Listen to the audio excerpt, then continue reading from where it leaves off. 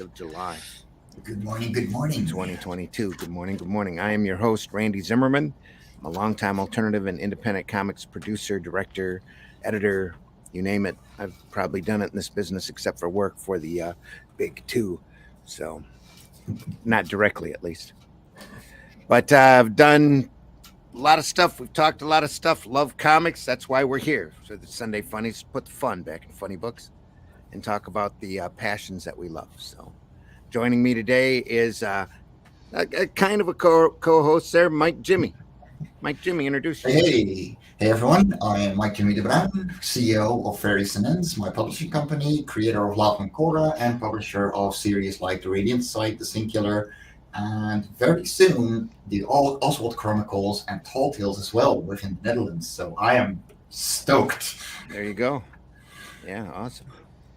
Also with us today is Mr. Glenn Fleming. Glenn, introduce yourself. Hi everybody, I'm Glenn Fleming. I'm a writer, artist and publisher. I've written lots of books on different subjects, which you can find them all on Amazon. But my latest book is more relevant with this show, which is Jack Kirby, A Personal Journey, Words and Pictures, which tells you about my two visits to Jack Kirby at his home back in the late 80s and early 90s.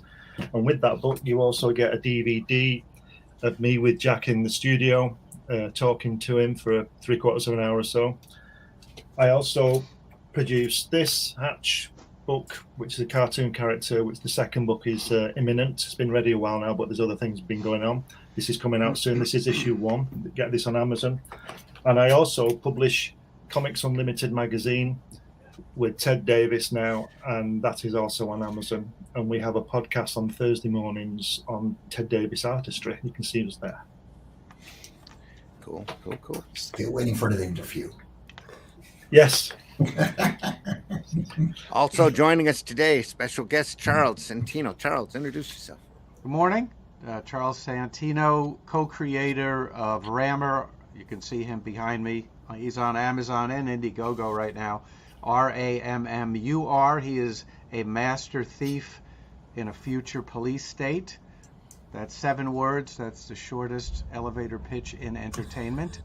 And I've been around 35 years, I think, doing this. Started with Marvel, doing Conan, and did the first Louis L'Amour graphic novel. And got a lot to say today. The first thing I wanted to do is to thank Glenn for some incredible expert advice he gave me on a problem I had creating my comic, but he straightened it out for me, and I certainly appreciate that. Wanted to thank him publicly. It's because Glenn rocks. All right, yeah, That's right. Glenn rocks. He never gets a check though. not gonna happen. Welcome to comics. Yeah. Also joining us. Sorry. Go ahead, Glenn. I'm sorry.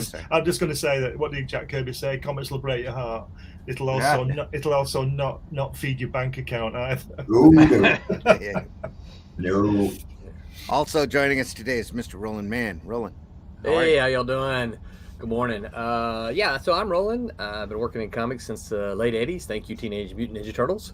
Most people know me for my time at Malibu, where I was an editor there. And I edited, Dinosaurs for Hire, Protectors, X-Mutants, things like that. Went on to work for the Ultraverse when Marvel bought us. So Spider-Man did come on my paycheck for a little while. But I also write comics, write Cat and Mouse, a new book called Trumps, which I'm actually kickstarting issue number 3. Got another week left on number 3 for that one. Cool. And a handful of other things. But I also run Silverline Comics, which you can see the little banner kind of over my head. And we're a small press line of that one right there. There you go. And you can see a little poster right there. So our characters, so our covers. We've done 30 comics in the last couple of years. So Awesome. I'm pretty proud and excited about that. We've kickstarted all of them, crowdfunded all of them, and successfully fulfilled. The Kickstarter running right now is Kickstarter number 19. So Wow. Nice. So we have successfully funded and fulfilled. I need to say and fulfilled 18 of them. So glad to be Awesome. here. Thank you for getting me up, Randy. Oh, you're welcome. Thanks for getting up. necessarily. You've beaten Brian K. Morris and Scott Rosema as well. So. Yeah, that's my 10 euros. You can always beat Scott Rosema. Don't worry about Yeah. that. He never turns up. He's lucky if he shows up in the second hour. That's the way it works. And I don't know where to take it from here, folks. Just Well, talk funny, but I got some material ready here. sweet. All right, Charles. Thank you. So, everybody's probably heard about Young Ripper. Yeah. Yeah. Eric July. Okay, Mhm. so he's a YouTuber. Has a lot to say about the world and comics and culture, Mhm. and raised in excess of $2 million to create his own comic book. And that's absolutely amazing. And I have an idea. I don't know if I'd call it a theory, but I think the success of the superhero movies has actually hurt mainstream comics, the DC and Marvel comics. It's really crippled them because the companies don't really care about them anymore because they're making 1 billion times more money on the movies. So they put the comics out there. It's like, okay, we have lunch pails, we have notebooks, we have pins and other merchandise, and oh yeah, we got these comics, so we got to get a comic out there.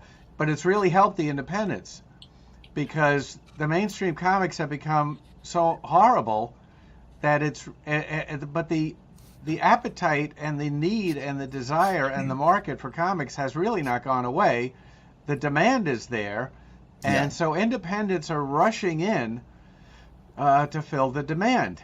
And I'll give you another example of something that has just happened, which didn't get a ton of attention, but I bet you heard about it. The Death Dealer Frazetta-based comic book that was published. I think the company is called Opus, with Sarah Frazetta, Frazetta's granddaughter, as executive producer. The first issue, the last time I looked, and I think it's more than this now, sold 50,000 copies. Do you know where that puts you in the rankings each month? Do you have any idea? Easily top 100. Easily. Yeah. Oh, How about probably in the top 3? 15. Top three. Wow. Yeah.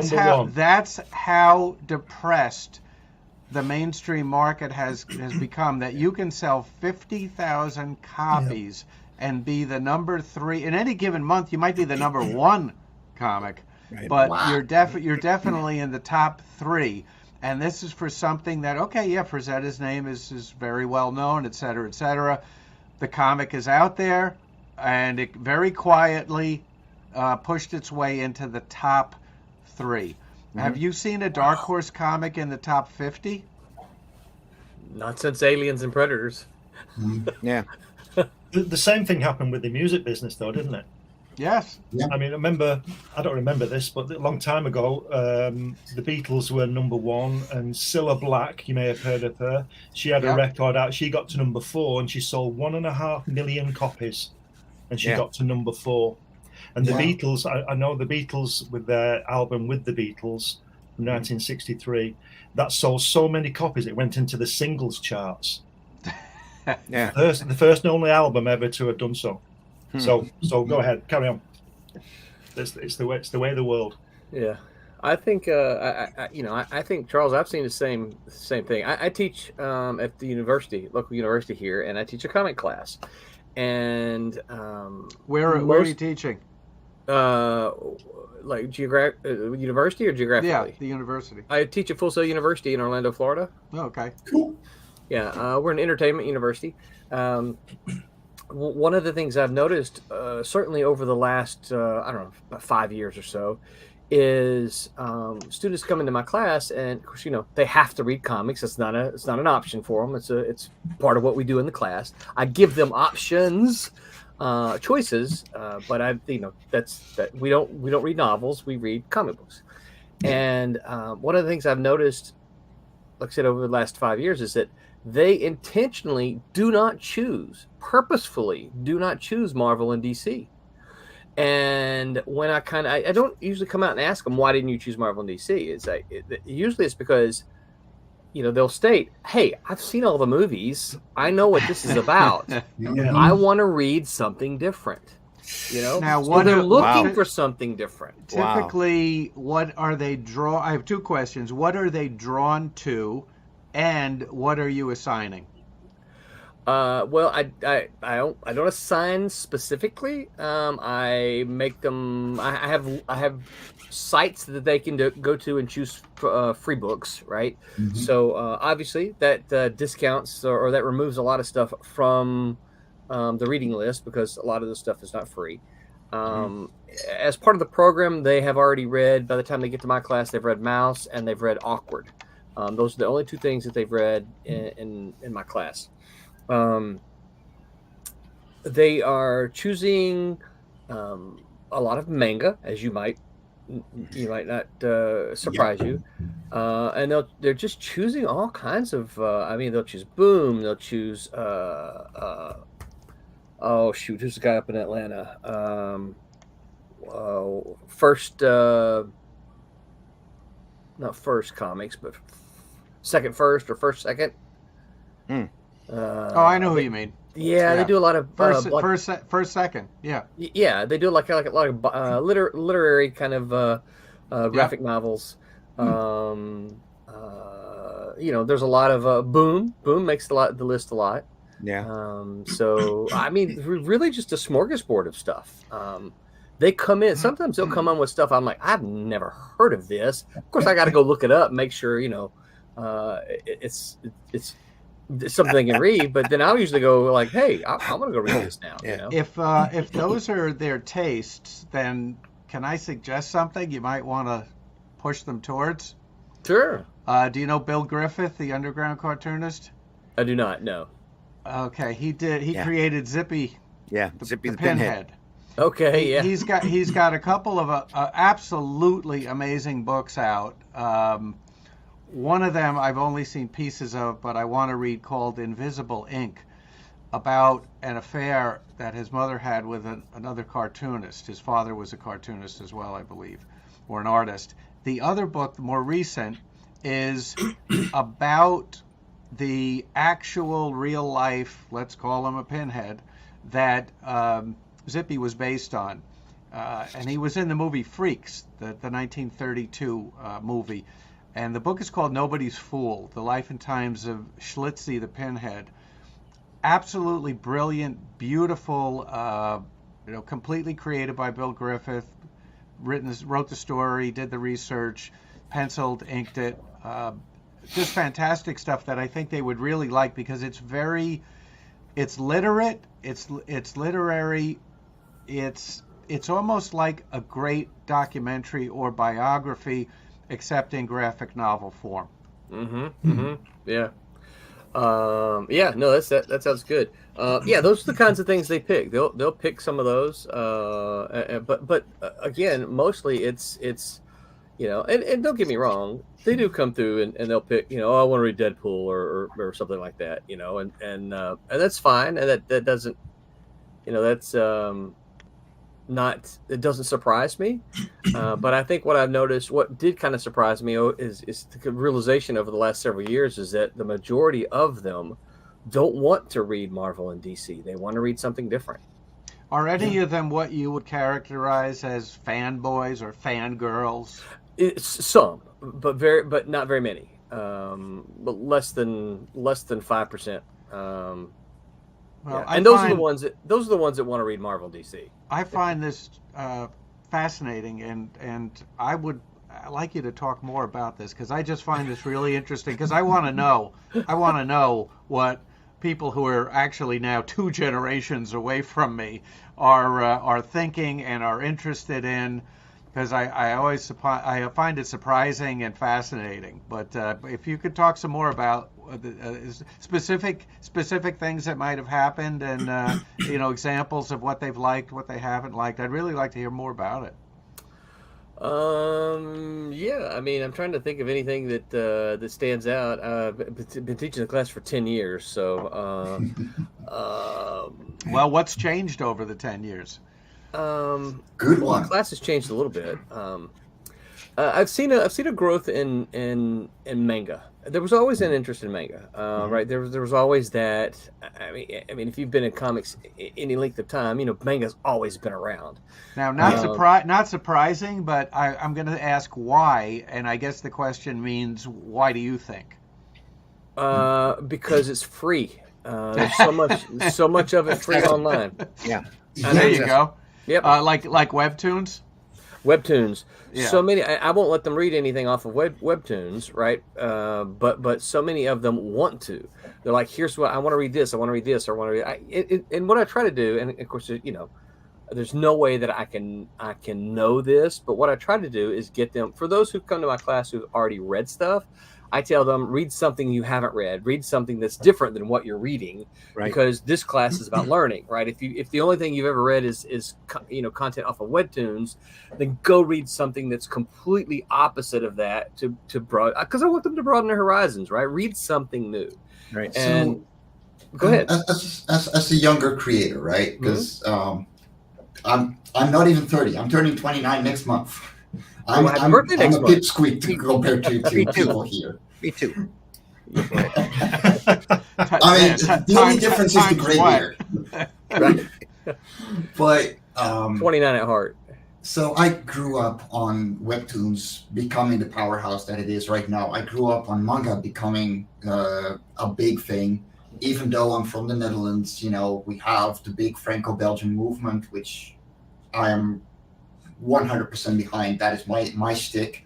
Mm-hmm. I didn't grow up on superheroes all that much and American comics, but a lot of the webtoon creators do actually publish these books as physical comics and everything else, and they're using this platform to broaden their audience, which makes sense. You want to push it to as many people as possible.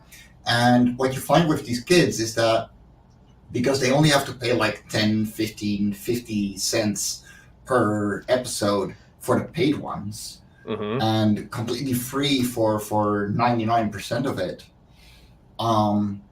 that it allows them to have so much more to consume that they are very easily able to identify what they like and find everything within what they like in all kinds of branches on just a single place. Yeah. And I don't know how much you are on Webtoon, being a teacher and wanting to know what they're actually up to. But I suggest flipping that around for a second and look at things like Tower of God, and Sunrise Blossom, because that is one that I'm just going to plug because I love that. Nina, who is a friend of mine and has been creating that series for a while, and went that direction. And what you find is that they're very long-lasting stories with a slower pace than we're used to from American comics or even Franco-Belgian comics, which, are 48-page graphic novels that come out once every year. Which is why I don't let them read them. Yeah.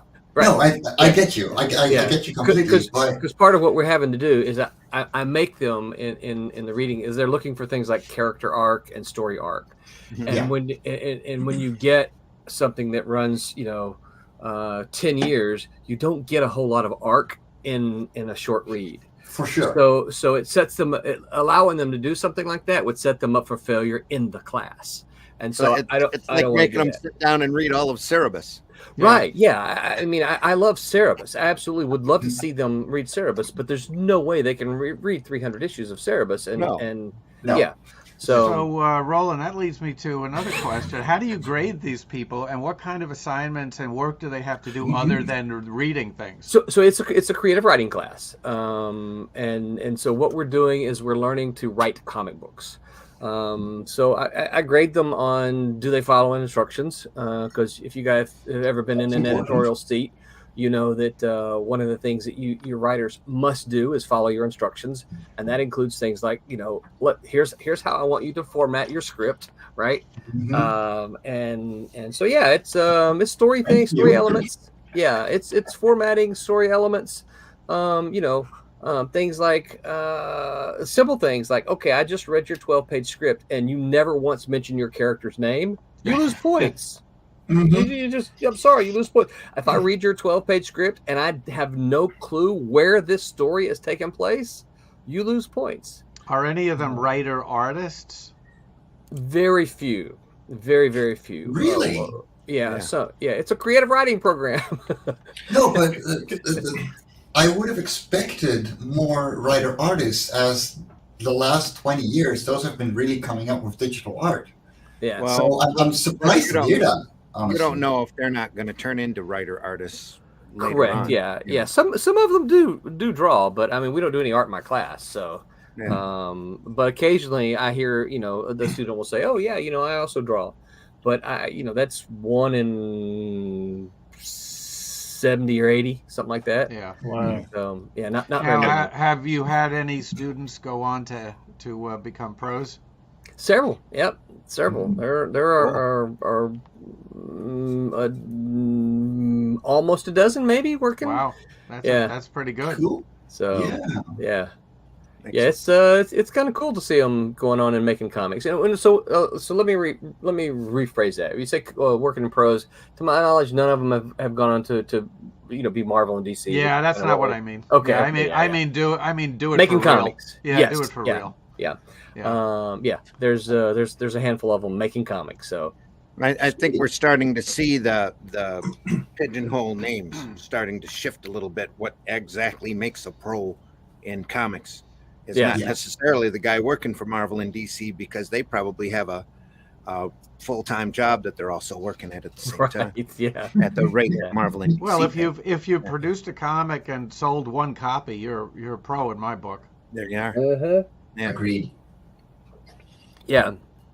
Yeah, I love my class. It's funny because one of the things I say in my introduction is that it's like, yes, I'm your instructor, because when I'm online now, when I'm on campus, obviously I can't bring this with me, but you guys can see what's behind me. You know what this is, right? So a lot of my students will ask me that, and I'm like, yes, I am your comic book teacher, and these are all comic books. These are mine. And I say, I love teaching this class. They actually pay me to teach this class. There you go. That is the big one right there. So I get to talk about, in my class, I get to talk about comics. And again, we're not talking about, it's not like a literary study of comics. It's okay, here's what makes, here's how you build character. Here's how you tell a story. Here's what a lot of them don't know what a splash page is. Here's what a splash page is. Here's how you read for the Z pattern. Here's your page turners. You want your page turners on your odd numbered pages. We talk about things like that. My textbooks are, I have 2 textbooks.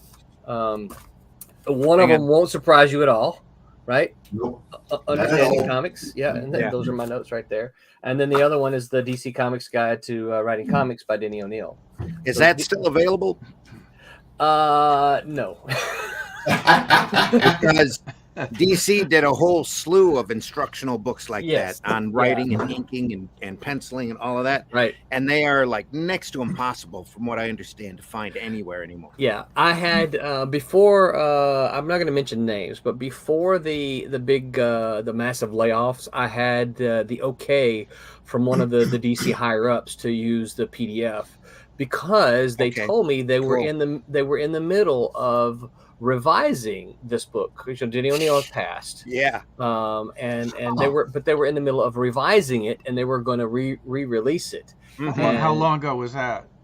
This was about 3 years, maybe 4. Because it was just before the massive layoffs happened about 2 years ago. Yeah. The AT&T layoffs. Yeah. The big DC bloodletting. Yeah. I think that was about 2 years ago, something like that. Yeah. And so it was about a year-ish before that I got the okay to use the PDFs. I'm not surprised they haven't reissued that stuff, because they don't follow their own. They don't follow their own rules anymore. I've joked that if Marvel were to take a look at how to draw comics the Marvel way and actually used it, that their comics would immediately become 100% better than they are. But they don't. Amen. They don't look at that book anymore. No. Oh yeah. They don't. No. They don't care. Can I- That's can why I just- they're not doing the little side books. They're not doing reprints to go, and they should have reprint books everywhere because they've got a huge library of a lot of different properties. Yeah. And they don't. You know, I walk in every time I'm in a Dollar General and I see all of the puzzle books up there and all these different formats, thicknesses, Yes. super thin to super thick to gigantic to large type and all sorts of stuff. No comics. No. And they could be putting out a black and white reprint book on newsprint like that and sell it for next to nothing and be building up their brands. You know, it's Glenn, just, Glenn, you had something to say. Sorry, Glenn. Yeah, it's all right. I just want to rewind 10 minutes. I'm still reeling with the fact with Mike Jimmy. Mike Jimmy is sitting literally born, raised, and living in the hotbed of European comic art with Serpieri, Hergé, Mobius, and he's looking at manga. Yeah. Well, there you go. There you go. And here's the thing, right? I am my library behind me, and this is, this bookshelf behind me is 100 of what I used to have, but moving 15 times in 3 years will kill your collection. Books are heavy. Not to mention that, but most of it was my dad's, and I don't know what did to it. But I grew up on Franco-Belgian comics. Manga was literally when I was in middle school, 13, 14 years old, was starting to become a thing. And suddenly, I grew up on Pokemon, and I grew up on Yu-Gi-Oh! and all those cartoon series. And I was like, that style is cool. But I didn't know there were comics about them. So when I walked into a bookstore here, and I was used to getting the new Asterix and the new Siska and Viska and the new Lucky Luke and what I was reading. And suddenly I saw this pocket book of an inch thick, filled with the style that I was intrigued by. And it wasn't so much that I wanted to draw it. I do have the influences because it was a big part of my youth, but it was something completely new to me that I only knew in cartoons at the time. And growing up with that and getting more into it and getting into Bleach and Naruto and the big stuff that got published worldwide and blew people away. It got me into the longer format of storytelling, but it also taught me that the longer version of storytelling, like a typical long-running manga does, is not for me. I want my single issue where I'm like, okay, start, middle, end. And I want an adventure in there. And knowing both is such a powerful place to be in. As a creator and as a reader. And from what I've been seeing in American comics especially, you have your single issues and you have the arc, which is usually about 6 to 12 issues. Because it's so much more contained, it makes for very easy reading. Whereas with a lot of mangas, if you skip even one pocket, you're going to miss 90% of the rest of the story and you have no idea what's going on. Right. I hate that. So bad. But, I got some more questions. I got some more questions for Mr. Mann. Go ahead. We got an hour and a half left here. We don't have Roland on all the time, so it's understandable. Yeah. So we gotta use this. I'm jotting down some questions here. Okay. So, how dare you? Thank you. Once every half an hour would be fine with her. So, and I did mention, I can't remember, I think it might have been off the air, that she has a book out called Not Too Small to Make a Difference. Oh boy. Oh no. Oh no. So if you want a good laugh, it's discounted. How many trees did they chop down to publish that book? How many aircraft? Yeah, I'm not sure she can read it, but she wrote it. Probably not as many as they'd like in the long run. Yeah. So my question is, I'm assuming that these students who are trying to write their own stuff, that one of the first habits you have to break them from is too much copy. Yes. No, actually, no. Really? Yeah. That's eye-opening. One of the first things I have to make them do is write more copy. That Really? problem, Charles, happens once they decide that they could be writers. So they're giving you. You're seeing a first draft of a script that doesn't have enough words on it. Correct. Wow. What does it have on it? Panel 1, character walks. Panel 2, character smiles. Panel 3, character jumps. Panel 4. So they all want to be Harvey Kurtzman. So Kind of. the majority of my Nothing wrong with that. The majority of my students want to be TV writers. There you Yeah. okay. So- I get that, because if they're probably looking at a lot of comics that clearly are Unfortunately, storyboards made for for TV TV. shows. Yep. Yes. Yes. Well, can I just say something about that? Sure. That disgusts me. Well, me too. Probably explains their Yeah. attraction to boom. Yeah. Yes. Yeah. Yeah. Yeah. I mean, comics should show things that you can't do in any other medium. Right. You know. Yeah. And it wait also a explains. minute. Wait a minute. I got a bell. There it Well, is. and it also explains, to me anyway, it also explains in my class why they have this resistance to identifying where we're at. They don't want to put a caption that says, New York City, 2021. They just show you an establishing shot, and I'm like, no one knows who this is. Number one, you're going to get an artist's interpretation of this, and I'm going to look at it. I'm just going to see buildings. I don't know what this is. And your Brazilian artist won't have a clue as to what to draw. Right. He's going to put the Daily Bugle in it because Spider-Man is in New York City, right? Sure. So, But it'll be the Flatiron Building. so my problem is usually the opposite. I'll read it and I'm like, I have no idea what's going on here. Well, Right. you blindsided me with that answer. Not what I was expecting at all. Well, to do more than that would be work. Do you get any that kind of sort of get it out of the gate and are doing something a little bit more, I wouldn't say traditional, but just a little bit more in format? Yes. Yeah.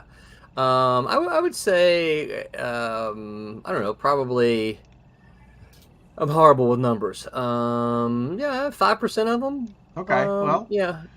So, and those are the ones that when I get into my class, I just go, ooh, I'm going to keep you. Thank you for being here. Right. Yeah. One of the analogies I like to use is that the pictures in comics, to use a sports analogy, and I'm not a big sports guy, to use the pictures are the pictures are the play-by-play, and the captions and balloons are the color commentary. Yeah.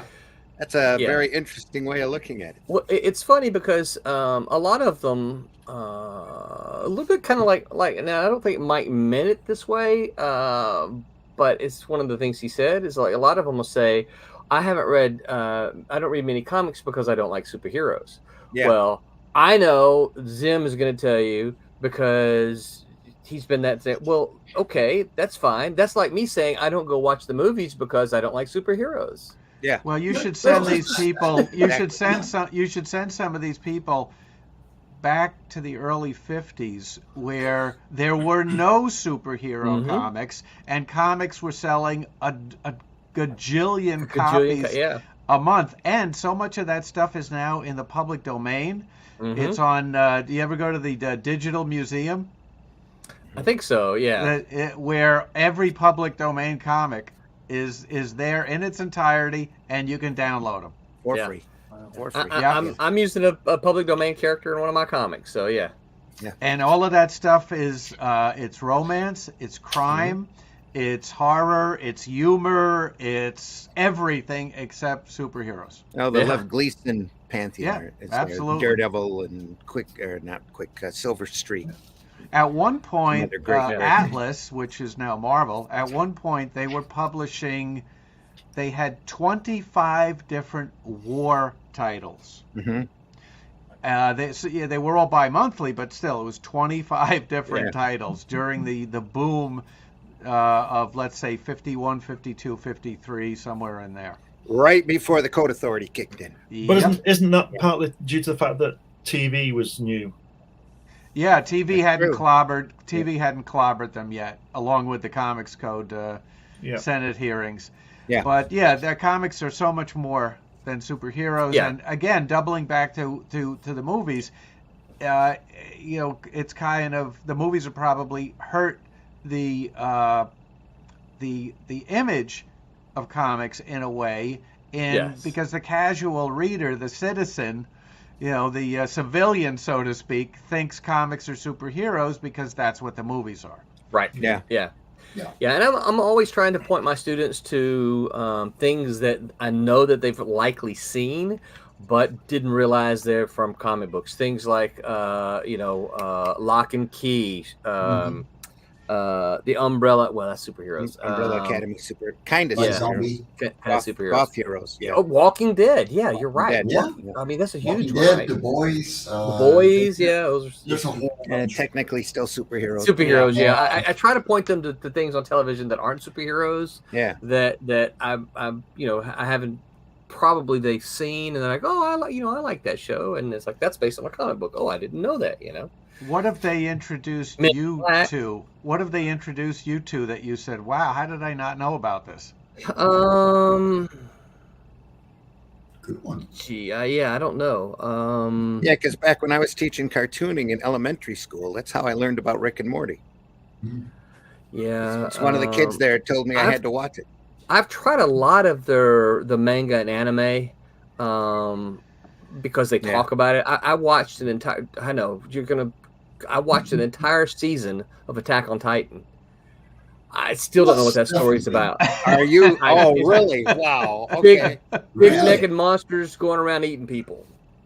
Oh, that's essentially the entire first season. After that, it goes into a storyline. If you ever get a chance, there's a 2-part live action movie out there that of Attack on Titan, that actually has an ending. Really? And they explain everything. It's amazing. The anime is actually done right now. The manga is as well. So at this point, you could literally binge the entire thing. Yeah.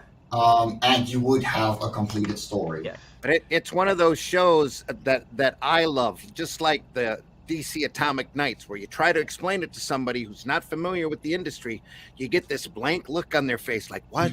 Yeah. It's trying to explain curling to somebody in the South. Right.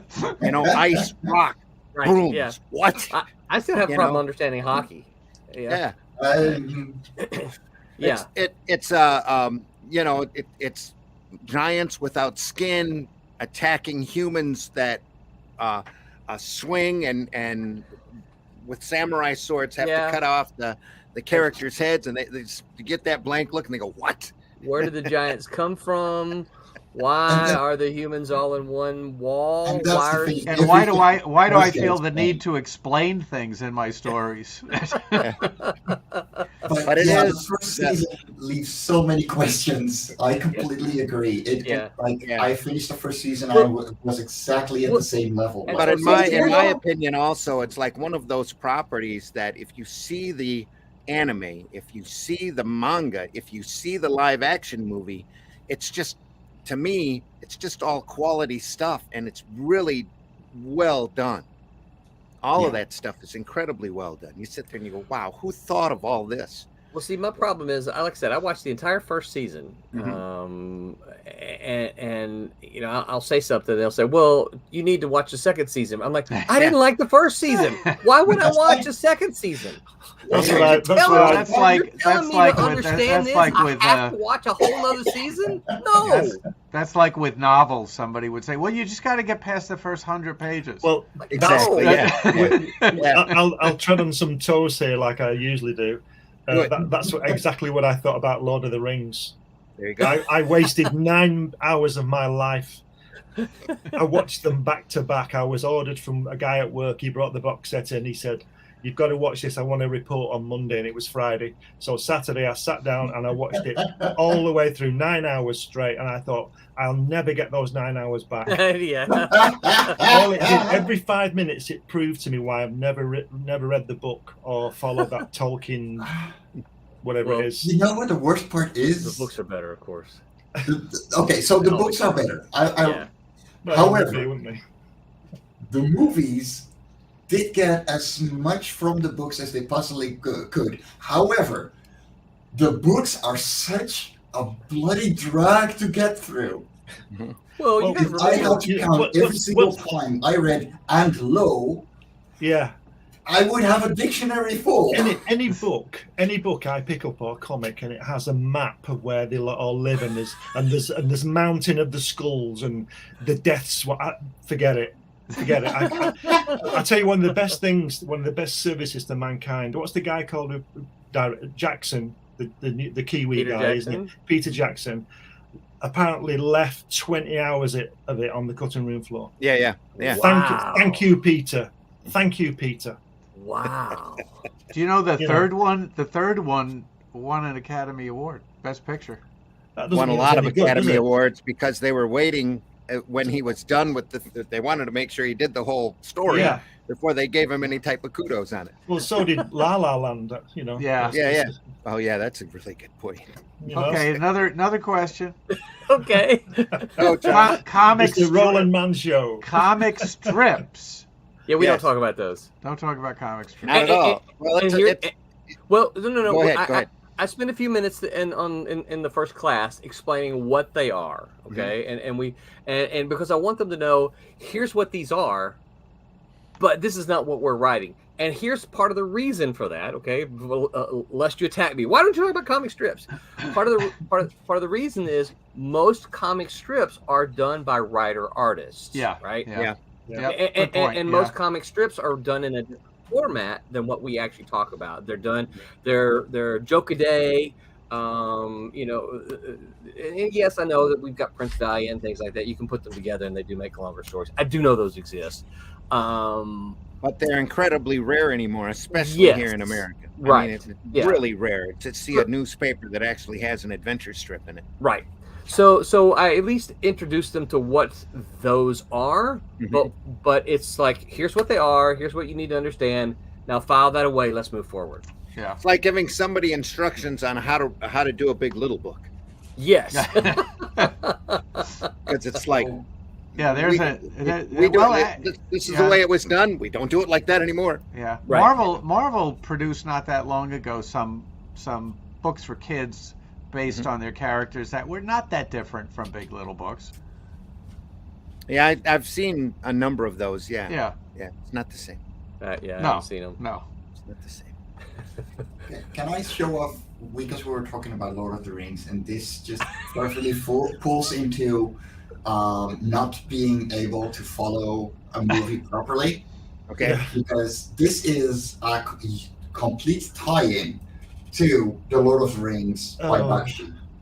And these are all 3 issues following that movie to the tone, and none of it makes sense, because if you look at the Bakshi movie, you're like, even if you didn't read the books, you're like, what the hell is going on? Yes. Times 5. How's the art? Amazing. I've said it before. Open one up. Yeah, give me 1 second. There we go. So it combines the first 2 books, and it is just great, amazing. That's beautiful. Yeah. Okay. Who is the artist? This is by, give me 1 second, Louis Bermejo. When were those published, Mike? 1979.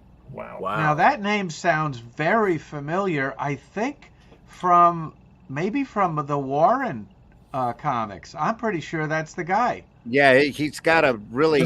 He did a lot of Warren. Is he Spanish? I think so. Yeah. Yeah, I think he was a Warren artist. It's also beautifully colored. Yeah. Let's take a look at the name. A little higher, or a little lower. Yeah, Systemic? I think he's the Warren guy.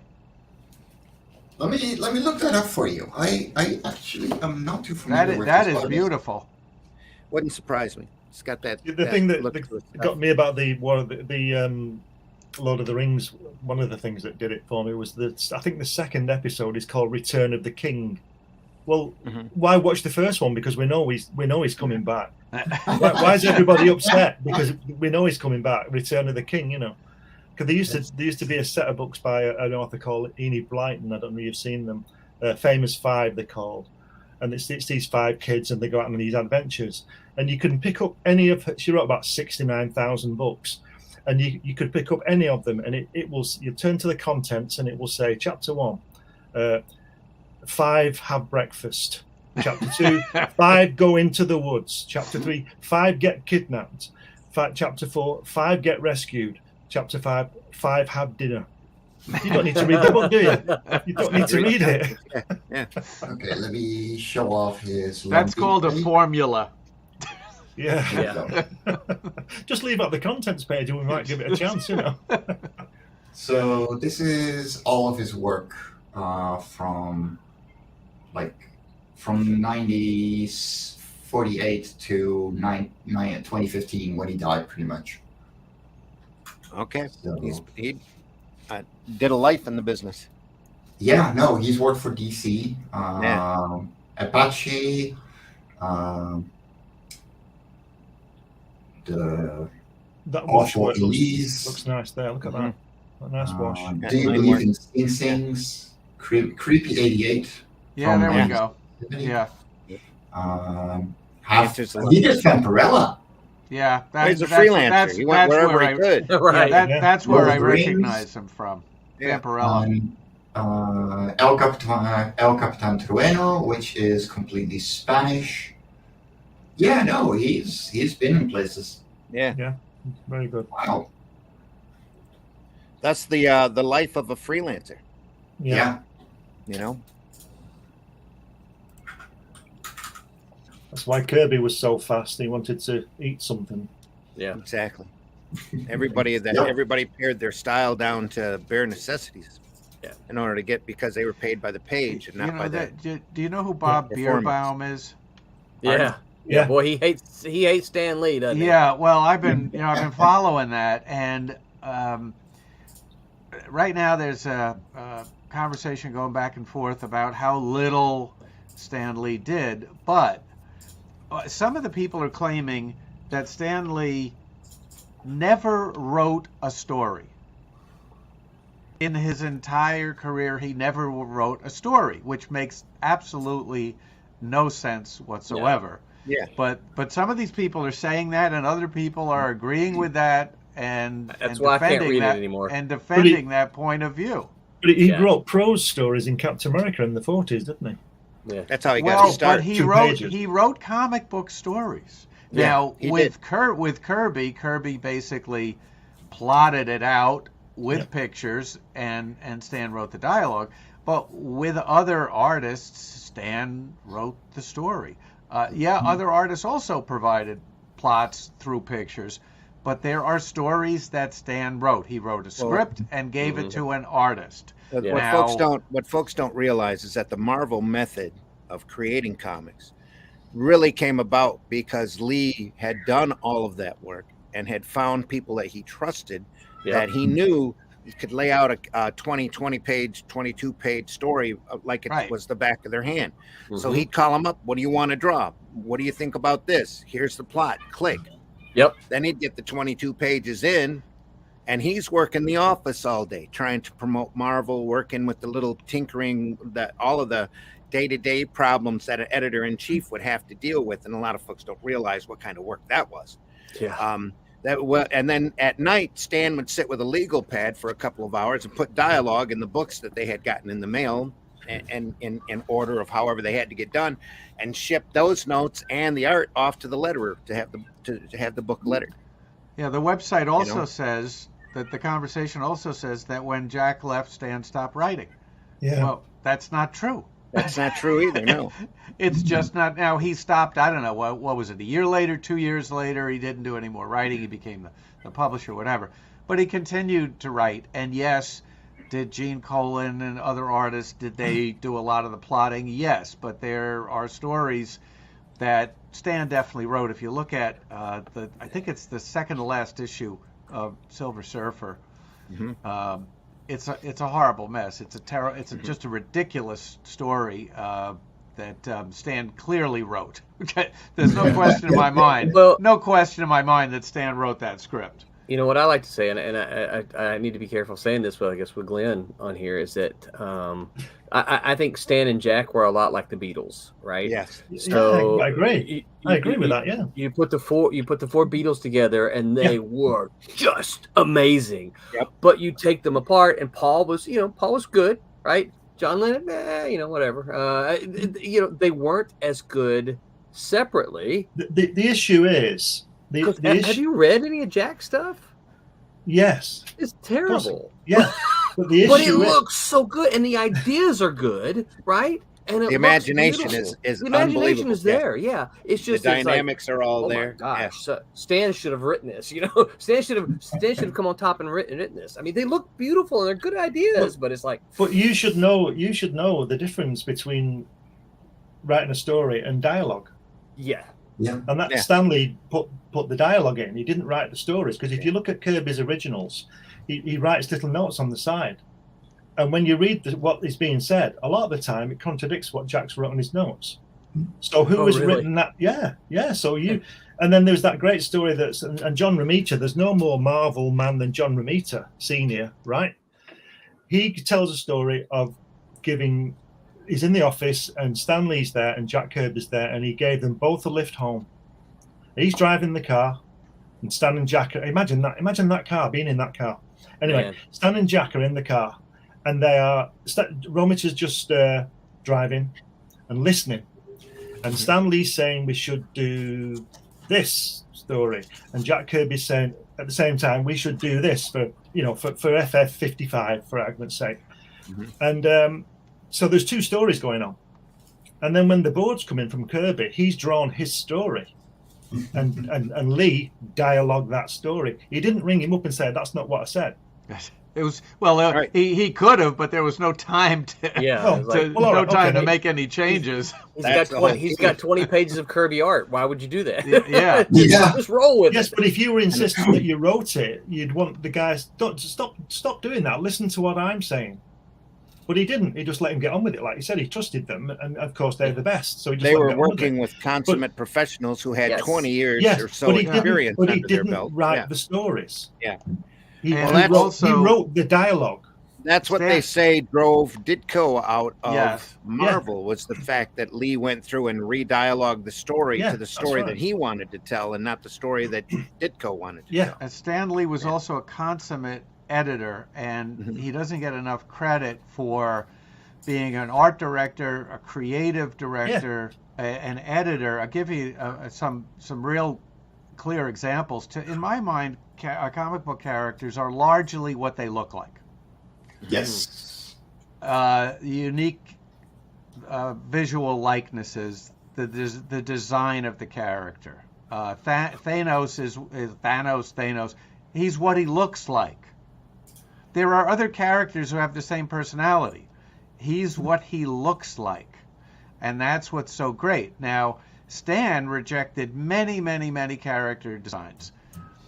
The reason that the characters look the way they do is not because Stan drew them, but because Stan was the director. And if you look at the original costume character design for the Black Panther, what a disaster. Horrible. It's one of the worst costume designs I've ever seen, and his name was the Coal Tiger. Sure. The Coal Tiger. Initially. So Stan didn't draw the costume that ultimately was published, but he rejected the first one that Jack submitted. And if you look at the Marvel character costume designs, they're a lot better than Jack's unedited designs for DC right after that. Well, Jack was let loose when he was doing the Fourth World stuff. That was his imagination going to a crazy degree. So you had a lot of detailed stuff going on there. Yeah. I've never said that Stan Lee wasn't any good at anything. He was a Yeah. brilliant salesman. He was a brilliant editor. It's a great dialogue. I enjoyed those fantastic. I know they're cheesy and all that kind of thing, but I enjoyed them. Yeah. The point of that argument again, which will never be resolved now, because obviously they both if they were still here, they would still have their own opinion of it, and they know. Nobody else knows. But it's the fact that Jack Kirby always said that he wrote the stories. Mm-hmm.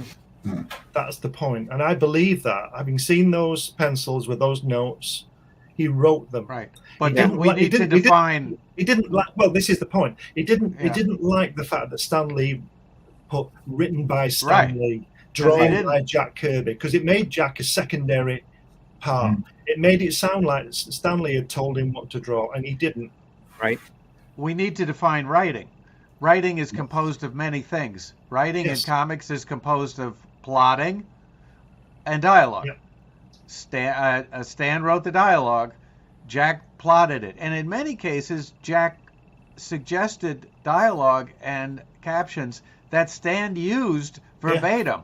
Yeah. So you could say that Jack not only plotted it, but made suggestions for dialogue and captions that in many cases were used and in many cases weren't. But the end result was much better than anything Stan could have done by himself. And I would argue that Jack could have done by himself. I agree. Yeah. I agree. But there are, all through comics history, you have that magic that happens in spurts. The Wolfman, Perez, Teen Titans, the Claremont, Byrne, Austin, X-Men, Goodwin, and my favorite, Goodwin and Simonson on Manhunter. Just they're there. You see these bright flashes of creativity where everybody's clicking. The Wolfman, Gene Colan, and Tom Palmer, Dracula is another example. Yeah. How about Byrne and Austin as a team? Not for the writing, but obviously just for the inking. When I first saw, and that was my first exposure to Byrne. And then when I saw him inked by other people, I thought, well, wait a minute, what? I don't like this as much. And again, though, that everything runs in those spurts and how they're feeling, the creativity that's rolling at the time. Because early Byrne, the stuff he did for Charlton, the couple of issues of Champions that he did, I thought were just amazing. The first minute I saw him, I'm like, oh, that's cool that he's jumped over to Marvel, because the guy's got an awesome style that I'm really attracted to.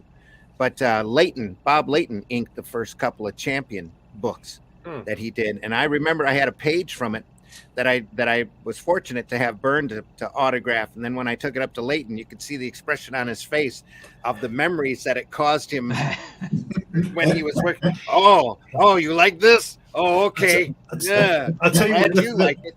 The main thing I don't like about the Stan Lee thing is we said it before, is the way that people walking around the street now think that it's like Walt Disney. They think Walt Disney drew all those cartoons and he didn't. Exactly. Yep. And that's the thing. And I've said this before on this program, on this podcast, where in a local in my city centre, there's an art gallery, and Helen and I often go in there, for obvious reasons, looking around the artwork, some lovely stuff. Went in one day, and there were these giant covers of Marvel comics. Now, I'm sure everybody on this panel now can tell the difference between Jack Kirby and John Buscema and John Romita and all these people just by looking at it. And I'm sure that we can all, because I know Randy could tell you who inked it as well. Yeah. Right. So if you had 5 Jack Kirby drawings, we could tell who'd inked it as well.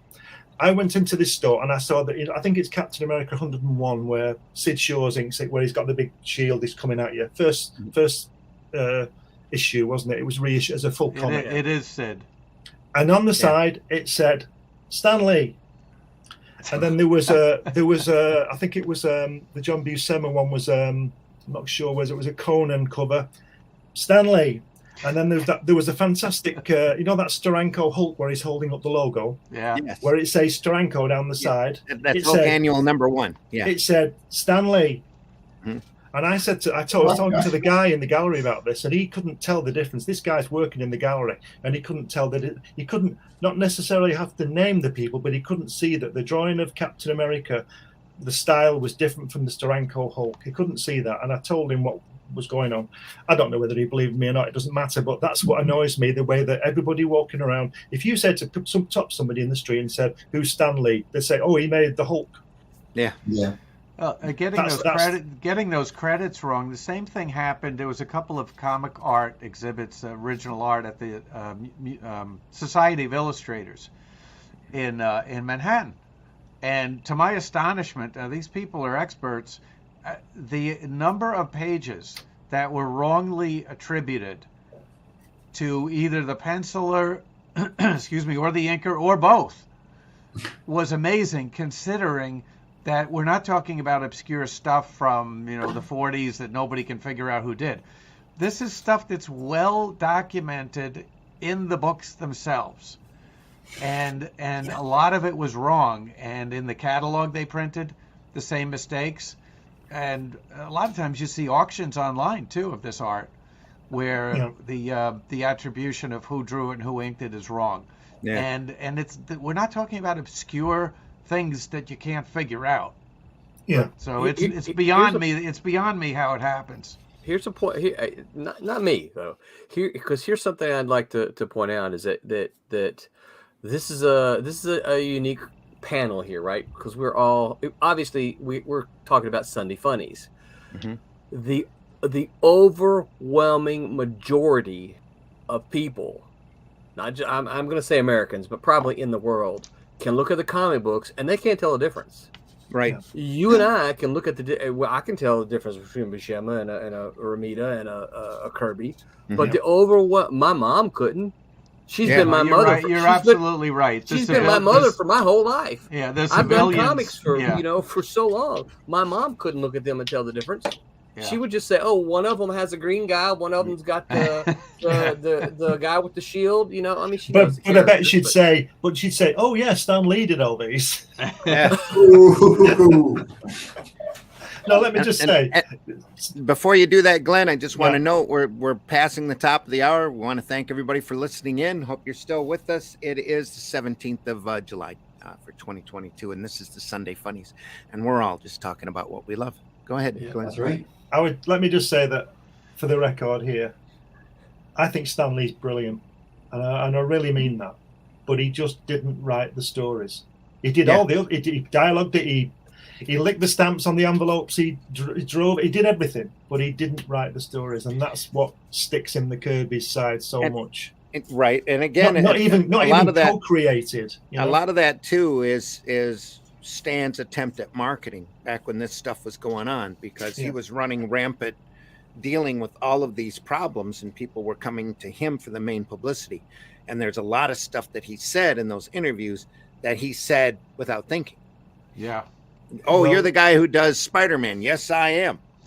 Well, that also kind of thing. Other things that he said that he I'm sure he regretted later was absolutely that the Silver Surfer was created by Jack Kirby. Yeah, I mean that came back to bite him in the ass. Yeah.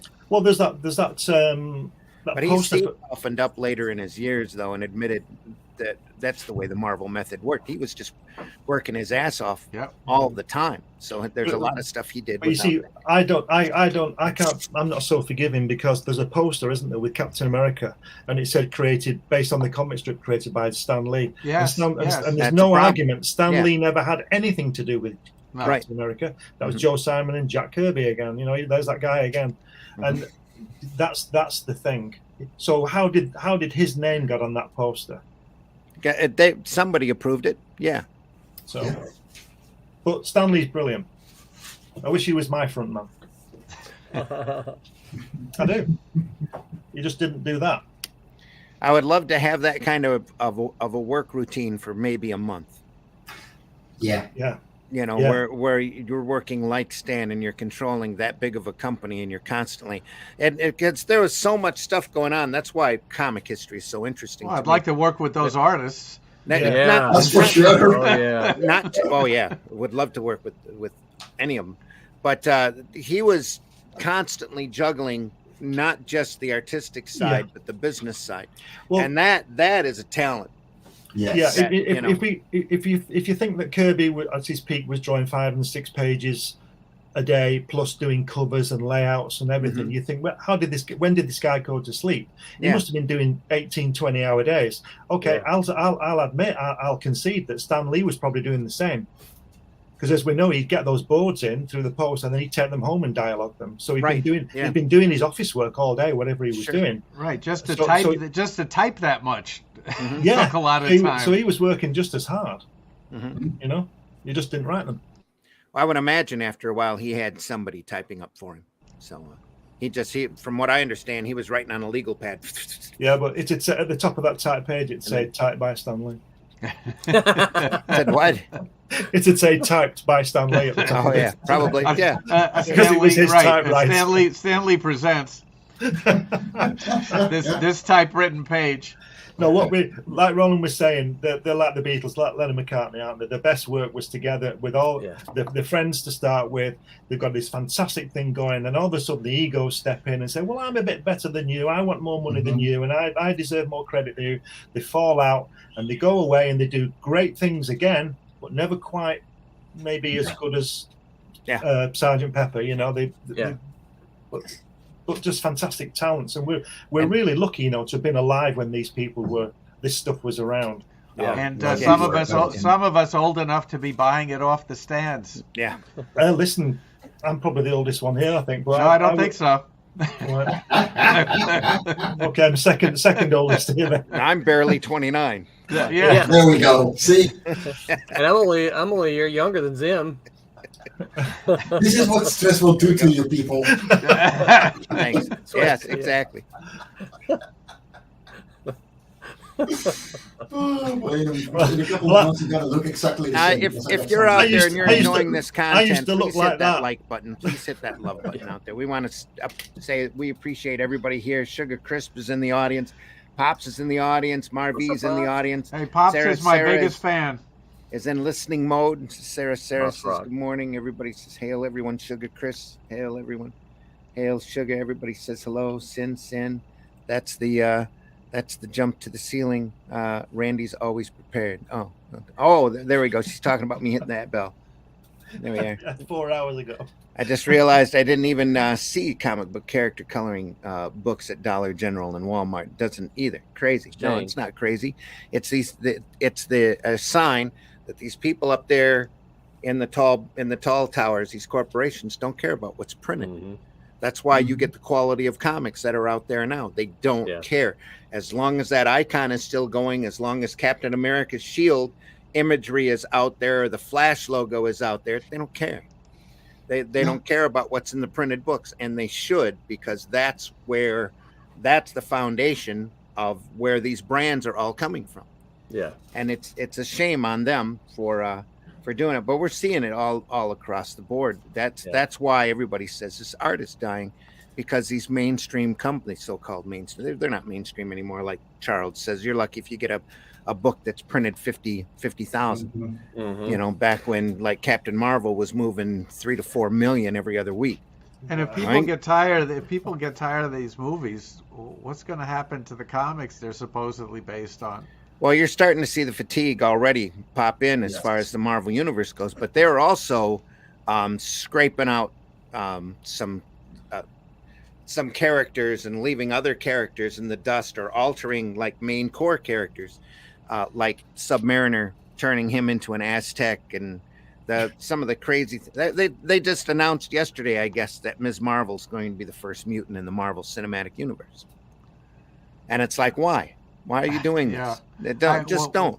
Yeah. One of the as a collector, all of this has been very disconcerting because of the price of back issues going crazy. And if anybody had told me years ago that Fantastic Four '92 would be a expensive, valuable comic book because it's the first appearance of Agatha Harkness, I would have told them you're out of your mind. And now the first appearance of Atuma is a hot book. That cover, oh my god! Always wanted to see Arnold play Submariner just once, so he can go. That's not Atuma. It's not Atuma. If any actor was made for a part in a Marvel a superhero comic, it was, well, I'm using the term loosely. It's Arnie as Judge Dredd. That's the film that should have been. Get rid of Stallone. But the problem would have been the same. The problem would have been the same. He's not going to keep that mask on for 2 hours. There you But go. he has to. He has to. That's the point of the story. Not gonna do it. And that's what made the second movie so great. Is when I first heard Stallone was going to be in that movie, I thought, well, that helmet's coming off in 10 minutes and it's not going back on. Yeah. I guess that's why Robert Downey Jr. as Iron Man always never seems to wear his mask, does he? We always see his face because Well, they've got to figure out how they got to figure out how to get Spider-Man's mask ripped off in the first 10 minutes too. Yeah. Mm-hmm.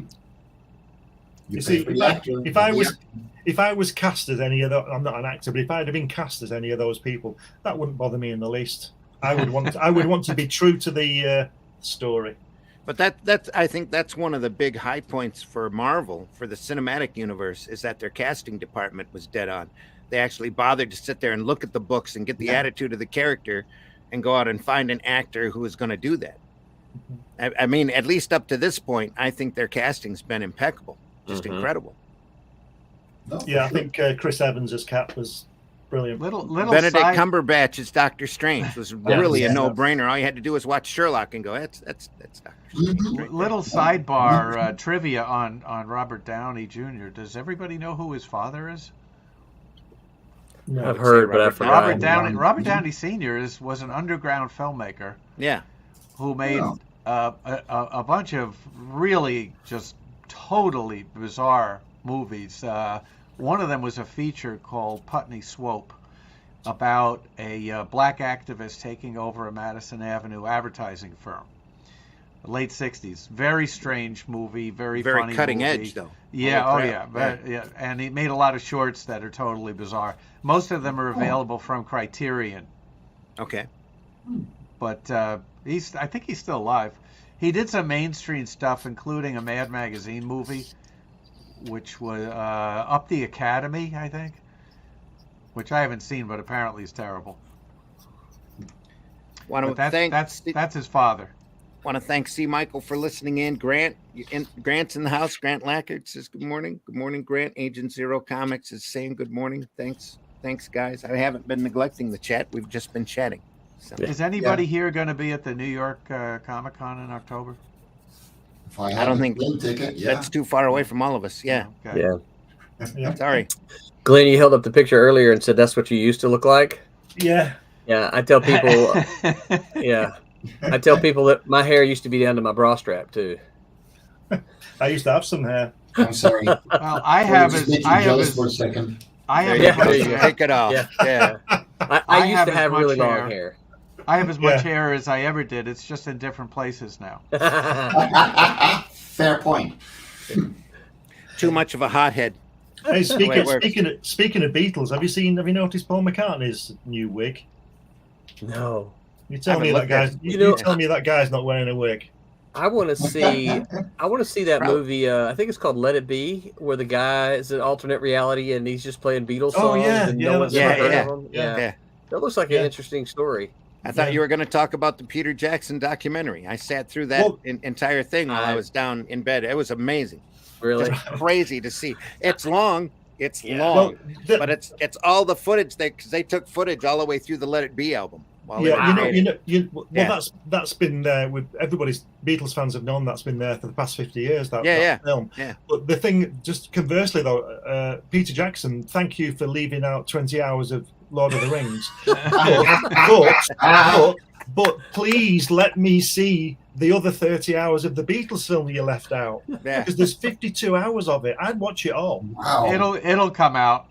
Yeah, but I want to see it. Eventually, there'll be a 24-hour streaming channel called it's taken Pluto and Plex. That's all. It's taken 50 years to show me 10 hours. I want to see it all. Yeah, I want to see all the outtakes. I don't care. You don't have to stitch it together for me. Just show the reel. Just show the reel with the clapperboard or whatever they do and all that stuff. I want to see all that. It was amazing. Because some of the every 12 hours. Yeah, because some of the best pieces are before they start rolling, aren't they? You know, they have to get ready and do the clapperboard and all that stuff. I want to see that bit. Yeah. You know? Apparently, they just kept the video cameras rolling while they were in the studio or they were in a studio. Yeah. Pounding out the songs. It's pretty fascinating to watch. Did you see Peter Jackson's First World War films that he coloured? You've seen that? I want to see that. Oh, you've got to. What he did, he and his team, they got a load of these movies from the First World War. You know, everybody walks fast and they all walk funny. And you obviously know that's because of the way the guy winding the camera. Yeah, the frames per second. Yeah. So what they did, they've slowed it down and made the guys walk normally. They've sharpened up the images, they coloured them all, and they got people to read the lips and then actors to do what they were saying. And there's one funny, I won't say it on here, but there's one funny little altercation between a British soldier and a German prisoner walking past. And you can see him saying it, you know, you see him mouth movement, but now they've got lip readers in and they put the sound in. It's absolutely amazing. And they're all in colour. And you see these tanks rolling along and all this kind of thing, and they look quite quirky when you see the black and white. But this has been, you know, retimed, you know, readjusted. I've seen the trailers, and I really want to see that. I've seen some of the clips. I have what I think is a brilliant observation about World War I. World War I happened as soon as it was technologically feasible. First mechanized war, yeah. And the reason that World War I didn't happen 100 years earlier was because it wasn't possible. Yeah. As soon as it was possible technologically to have a world war, we had it. Yeah, that's right. Well, if you remember that, when was the First World War? 1914, and it was only 1903 that the Wright brothers flew. So 11 years later, they're dropping bombs on each other from aircraft. And the tanks. And the dropping tanks. them with the hands, and the tanks, and the machine guns as well. Submarines, Yeah, incredible. Now the next one will be gigantic Terminator warriors fighting each other. Big mechs. You see Big the big mechs? Yeah. And the reason I believe that there hasn't been a World War III is because of the atomic bomb. Yeah. Pretty much. If the world starts throwing those around. Well, it was a double whammy, wasn't it? It was like, look at this Japan, and it was also saying, look at this, the Soviet Union.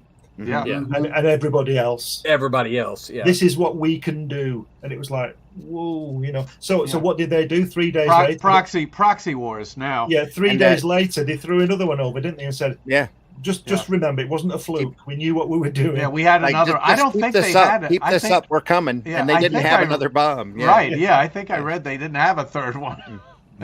It would have taken them weeks to put a third one together. And they didn't surrender after the first one. No. I don't think they could believe it, could they, to start with? And that after we dropped the second one, we basically said, you want this to keep up? Yeah. Because we can keep this up. Just like Captain America. I can do this all day long. This all day long. Okay, well, we're done.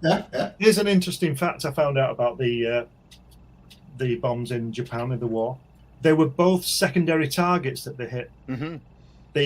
The clouds and all the weather stuff was, I don't know, I can't remember what the prime targets were, but they were secondary. I made a documentary about this a while back called Secondary Target, and it was dealing with that, you know, and it was it worked anyway. Yeah. And what also becomes is kind of forgotten about is that prior to doing that, we were firebombing their cities and just destroying their cities with fire bombs and killing tens and I don't know how many people, tens of thousands of people. And that didn't get them to surrender. One of the reasons they used the bomb, apart from testing the technology, which is probably the ultimate reason, but they figured, didn't Eisenhower figure that if we go, it would be a 10-year fight in Japan, which would cost 1 million Allied lives, and there'd be no Japanese left. So they went boom, boom. So, is it good or is it bad? I think Sunday Funnies is taking a dark turn. And they should do a graphic novel about it. To swing this back to comics, one of my favorite mangas growing up was I Saw It. And if you haven't read that, somebody out there needs to, if it's not in print, it needs to be in print. Barefoot Jen. Also, just phenomenal works by a Hiroshima survivor.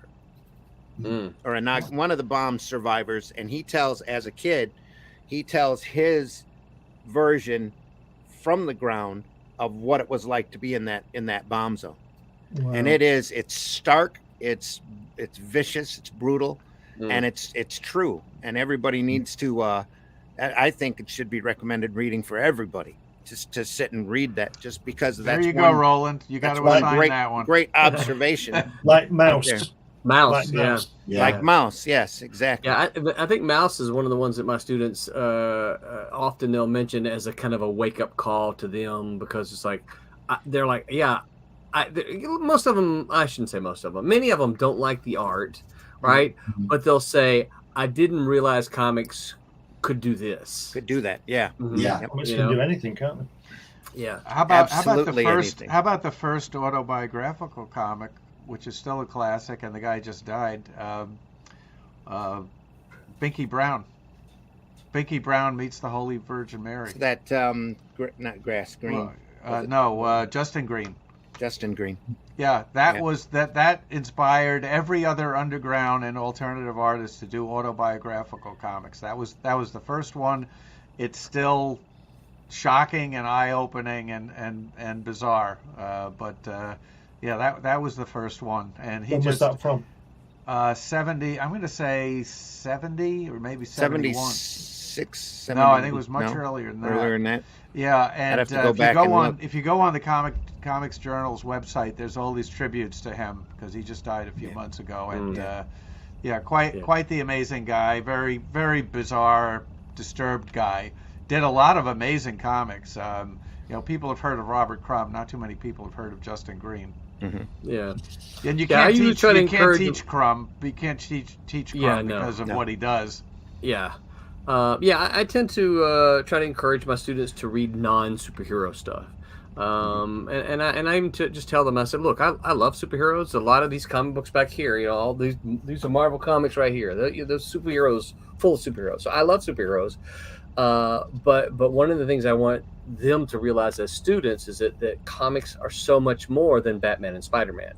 Yes. And for many of them, that's what when they think of comics, that's what they think of, as they think of that. And I'm like, I want you to know, leaving this class, that there's so much more than that. Yes, you can find some great Batman and Spider-Man stories, absolutely. I think another thing is that the early stuff, the Ditko stuff and the early Kirby stuff in the 60s, it's not so much about the Fantastic Four as the dynamic between the people in the Fantastic Four. Mm-hmm.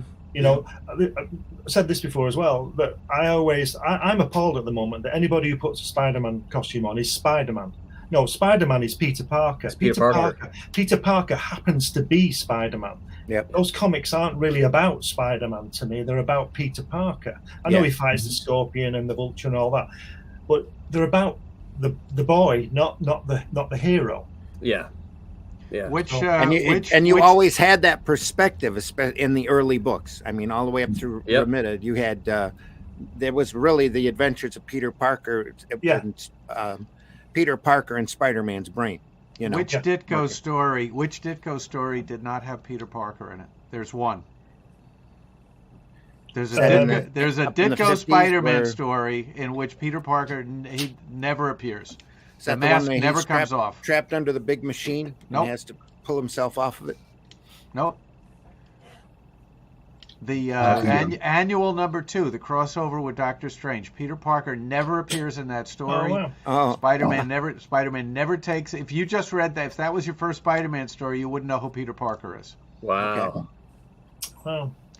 And getting back to your students, I have another question. Okay. Do you vet them? I mean, do they? Do you turn them down? I mean, are there students you say I don't think you're right for this class, or do you accept everybody that?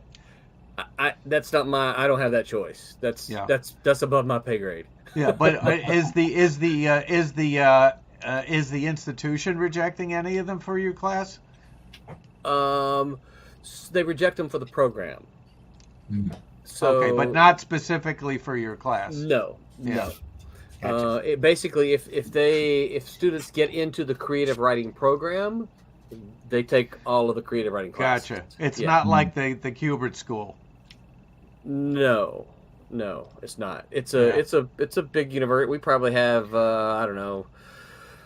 10,000 students, something like that. Well, that's because anybody can write, not everybody can draw. Well, I'm kind of joking about that because the comic book industry feels like anybody can write. Yes. Well, anybody can write. So we're an Full Sail is an entertainment university. Our big programs are our creative writing program is a tiny program.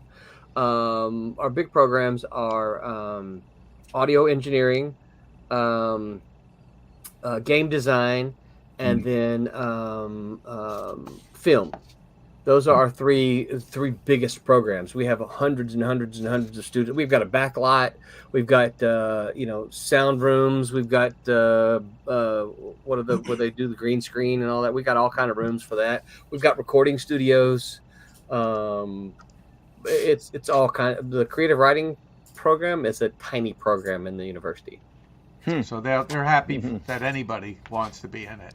Yeah, pretty much. Yeah. But they do. There are steps that they have to take to be admitted. Sure. You have to be able to read. Yeah.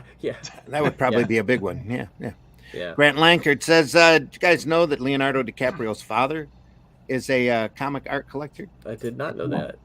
I was at Motor City and not Motor City, I'm sorry. I was with Motor City Comics when we traveled out to San Diego for one of the San Diego cons. Motor City around here is a big comic dealer. It's got comics from all ranges. And I was told that one time out in San Diego, they had this kid come up with a ball cap that a youngish looking kid asked to see the X-Men 1. That was behind him at the time. At that time, the X-Men 1 was about a $9,000 book. And he brought it out and showed it to him. The guy took it out of the case and started thumbing through it. And he'd say, hey. That's a $9,000 book. And he's, oh, I'm sorry. I'm going to buy it. He reaches into his pocket and pulls out a bunch of hundreds and just starts counting out. Wow. And then walks off with the book. Turns out it was Leonardo DiCaprio after he had his Titanic money. Yeah. Oh, wow. Youngest looking kid. Just, I'm going to buy it. And that's what's driving up the price of comics. Yeah. Back in 2003, when I was there, I sold a piece of Bernie Wrightson art. I was gophering for Bernie Wrightson. Sold a beautiful piece that he had done for the cover of a Robert Bloch short story collection. And the guy walked up to me and says, "I want the ideal example of Wrightson." I said, "What do you got to recommend?" I said, "I have that piece right here." And I pushed it underneath his nose. It's got a guy, a mad scientist, crazy lab, dinosaur. It's got everything in it. Literally. And he took one glance at it and says, "That's great. How much you want for it?" And I looked back at Bernie. Bernie gave him a price. Just, I want this many thousand for it. The guy just whipped out his card. Do you remember what the price was? Yeah, it was pretty high. Yeah, it was high enough. I'll tell you, it was high enough for after we sold it and everything went through. Bernie leaned over to me and goes, "Buddy," he goes, "I owe you one." I'm like, "You're welcome." But that was it. I mean, the guy asked for the ideal piece of Bernie and it was right there. I said, "Boom, you're going to want this." I met Bernie a couple of times at Joe Staten's house. Okay. And at that time, he was starting to sell the Frankenstein pages. Mm-hmm. Wow. All right. And at that time, which sounded like a lot of money at the time, they were going for about $10,000. Yeah. Wow. Yeah. Well, it's funny because I was just looking at Bernie Wrightson's Frankenstein this morning, and the cover went for 1.2 million. Is that right? Yeah. A lot of that key original artwork has just been jumping through the roof thanks to Heritage. Wow. Yeah, Heritage has been doing some crazy numbers. I have a personal connection to the publication of that, the hardcover. At the time I worked for, and I probably told this story before, but there are people watching for the first time. I worked for a small publisher, Dodd Mead and Company in New York City. Doesn't exist anymore. A mainstream trade book publisher. And Marvel was right around the corner, and I would go over there and talk to people, and they were going to publish the paperback of Frankenstein the first time. And we're looking for a hardcover publisher, and every publisher they talked to rejected it. Nobody in 1982 or 83, nobody was interested. Nobody was interested in publishing Frankenstein by Bernie Wrightson with an introduction by Stephen King. Wow. And the president of Dodd Mead had published at another publisher, Danse Macabre by Stephen King, in a limited hardcover edition, did quite well with it. So he snapped this up, and we published the normal, regular hardcover and a limited edition, slipcased, signed, and numbered by Bernie and Stephen King. Oh, man. 500 copies. $35 a piece was the price at the time. Wow. And we had a dealer in California that wanted to buy the entire print run of 500 copies. We said no, we can't do that. That was naturally it sold out. Yeah. But $35 a piece, slipcase, signed, numbered, Bernie Wrights and Stephen King. Yeah. Wow. They could kickstart that all day. Day. Yeah. And it'd go over probably about as big as Isom there. Yeah. Oh yeah. Ripaverse. Yeah. Yeah. John, Wesley Blade. He's doing Wesley a Snipes? Kickstarter too. Yeah. Yes. Thank you. Yeah, he's doing a Kickstarter too. Yes, he is. Off a book that he co-wrote. Yeah. I didn't even know this until just yesterday. Someone was saying, "Hey, he's got one going also." I'm like, I didn't have any idea. That's I think the worst thing about crowdfunding is that there's so many great products that are coming out that so few people realize they're there. Yeah. Well, and if you're not a celebrity and you're doing a crowdfunding, you find out how much time it takes and how to try to get yourself exposed. When I did the crowdfunding for Rammer, I knew it was going to be a lot of work and a big investment in time. I had no clue how much time, and I did okay. I did okay with it, and I thought to myself, that's how much time it took.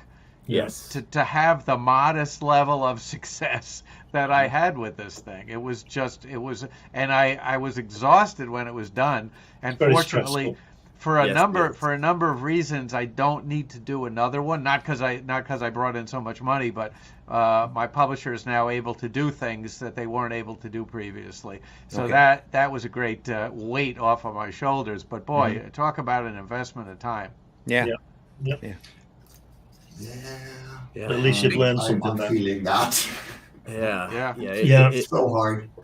The Professor Trico Lucan's in the house. Hi, Trico. How you doing? He says, "Welcome to Sunday Funnies, the lighter side of comics." Now let's discuss the destruction caused by the 2 world wars.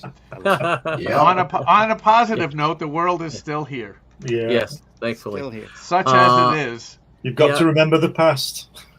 Berserko says Peter Clinton works for Silverline, right? He sure does. He is doing awesome work. In fact, he is wrapping up Silverline Team Up number 2. He did Trump's number 4, which we are kickstarting number 3 right now. So Trump's number 4, hopefully by the end of the year, because we still got to get it inked and colored and stuff. So, yeah, Peter Clinton's doing awesome work.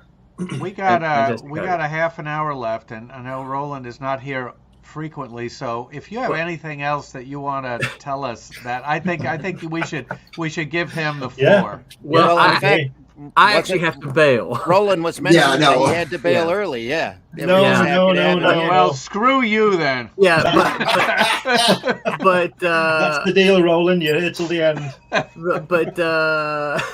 But I love Zim, so I'm happy to.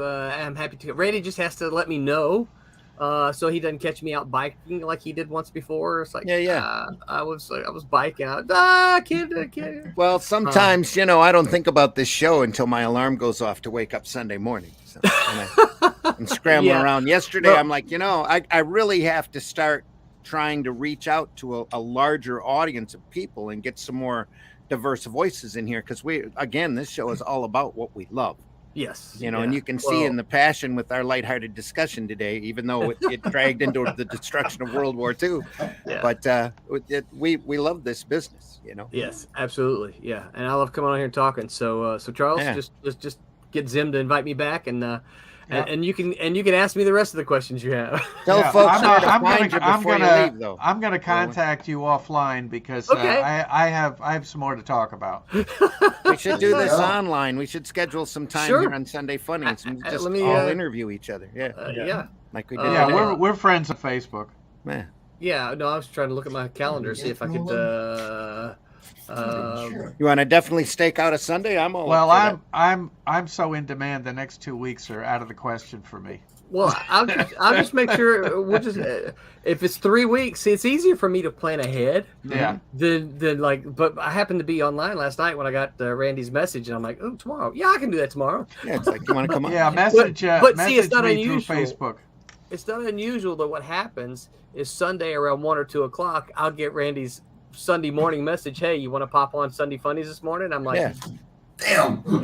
yeah, Missed that was 4 hours ago, 5 hours ago. So, yeah.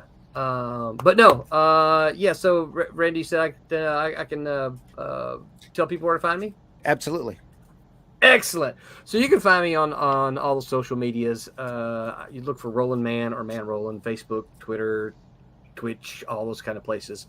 I do have a Kickstarter going right now. We have 7 more days. We have funded and we are chasing stretch goals. So come help us. Thank you. Come help us get things like bookmarks, and Quentin has done all kind of cool coloring pages. So that's going to be a digital reward for everybody. So y'all come help us get those stretch goals. Yeah. Kickstarter, look for Silverline doing Trump's Switchblade and Teen Beetle. So Teen Beetle. There we go. Teen Beetle. Yep. A descendant of Dan Garrett, who was the public domain Blue Beetle. Yes. Yep. Yeah. I feel like I have to throw in that public domain. Yeah, you found a loophole. Yes, and that's the way you need to present it anymore. Yeah. Yep. It's a public domain Blue Beetle.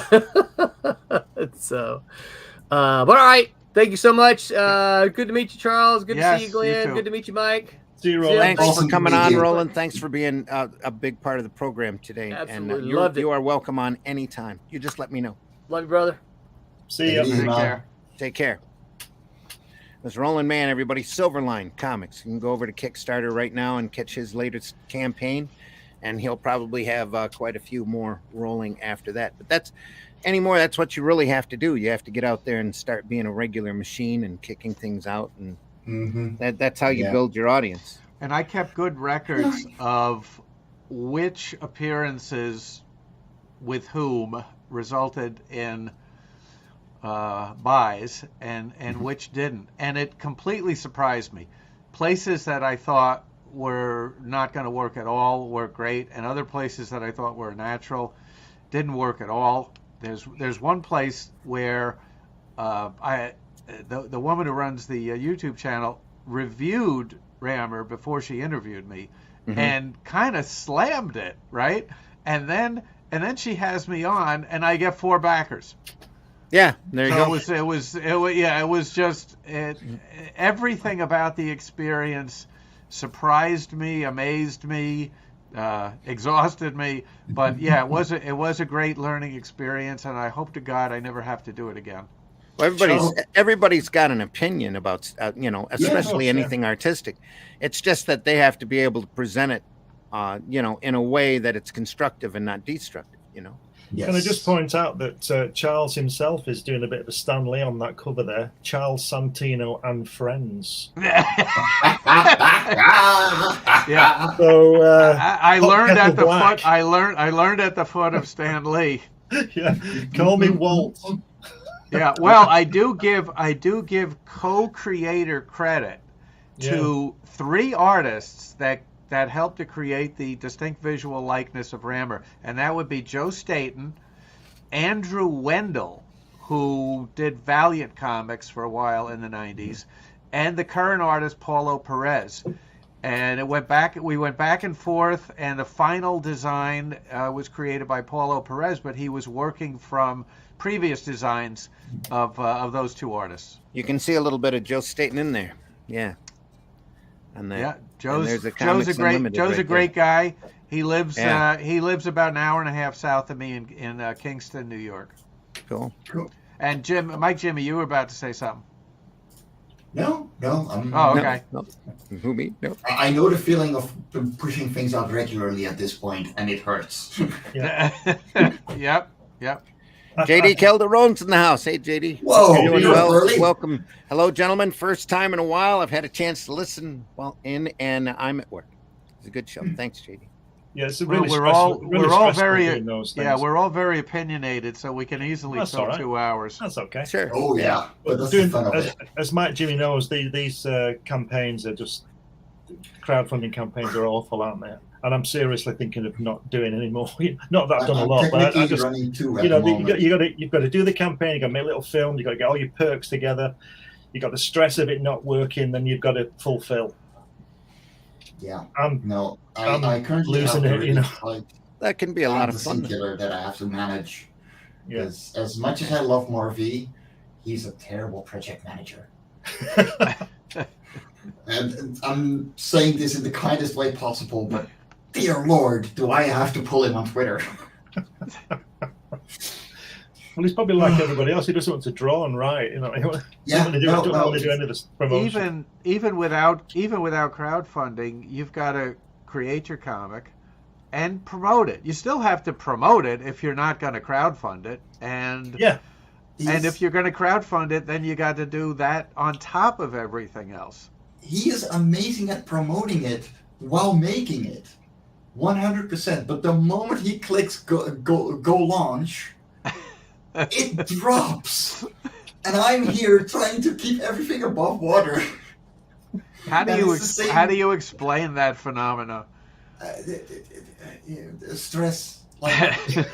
He just cannot handle the stress like I can. Like, it's a whole different kind of stress, and he has a lot of things going on in his real life too. So I completely get it.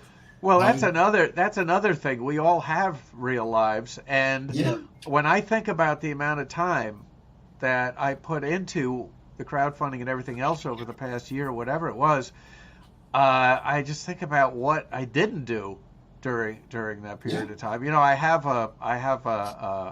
my kids are grown, but you know, I have a wife, I have a household, I have friends, I have family, and I didn't ignore them during that time. I could have spent 3 times as much time as I did on the crowdfunding, but you have to stop somewhere. Yeah. No, and for me, like, currently I was supposed to have Loughran 6 penciled and inked in March. I'm at page 21 out of 32. Because out of nowhere, you know, Fairies and Ends is completely exploding, and it's awesome. But man, do I have to take on this manager role right now. Yeah. It's great. Like, I am loving every second of it. Whoo, boy. Just watched a Young Ripper video yesterday where he was talking about his problems, and it's all like, happy problems. That's what we call them. And I watched all of a sudden you have to go find more perks for people to buy. Oh no! Yeah. What a horrible world to live in, right? Exactly. Yeah. You know. Well, I think he sold 2 original pieces within the first 10 minutes of its campaign, and he sold another 2 during the rest of the campaign. Mm-hmm. He completely destroyed me on the Radiant site, and we launched at exactly the same time. While I got more backers, and I'm here going, bro, really? John Celestry's just Good morning, John. and learning. John, how you doing? You're welcome on here anytime too. We should schedule some time, John. It's been a long time. Yeah. Since you've been on here, and you are always welcome on, my friend. You just Speaking of happy problems, I think from 50 years ago when I was at college, I think I'm the only person who carved a career out in graphics that we were learning at the time. Mm-hmm. A lot of them just left the art thing. I think some of them, well, I know that at least half of my class shouldn't have been there in the first place, you know, because they were just there for a laugh. But I think I've been really lucky in my life doing my work. I think I'm really grateful, you know, to the universe for that, because most of the time I've done not what I wanted, but along those lines, you know, illustration, photography, film, all these writing books and things like that. So I'm doing all right, you know. It's well, like I say, where a lot of my peers fell by the wayside, and some only weeks after we left college were doing a completely different job, you know, nothing to do with the art thing. So so I've had a lot of happy problems through my career. Well, going into the arts of any kind is difficult, and because you have to be able to eat rejection, and that's a tough thing. And you have to be ready to fail again and again and again, and to have people who tell you your stuff is garbage. And a lot of people don't have the stomach for the constant rejection it takes to maybe succeed someday, maybe not. Yeah, no, 100%. Well, as I've said, and Randy's seen on the film and in my book,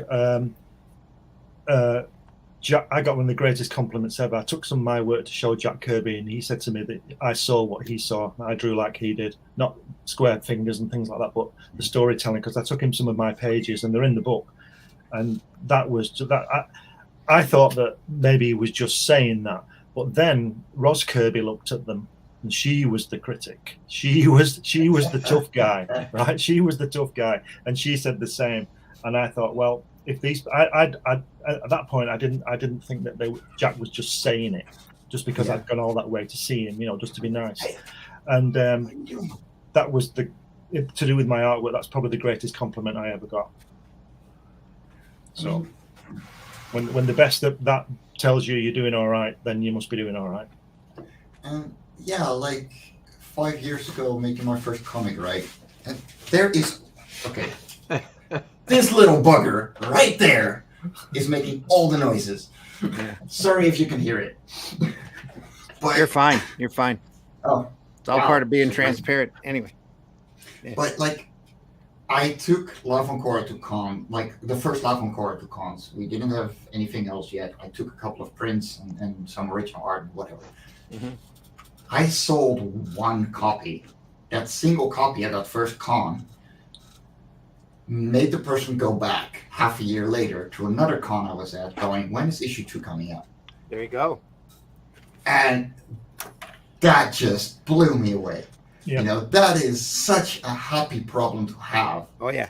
To just not be able to give them the new one yet. Yeah. Yep. And it's like, The biggest compliment I ever got was I ran into somebody that read one of my Conans and said, specifically one issue in particular, he said that comic comic turned me into a collector. That comic turned me into a comic book fan.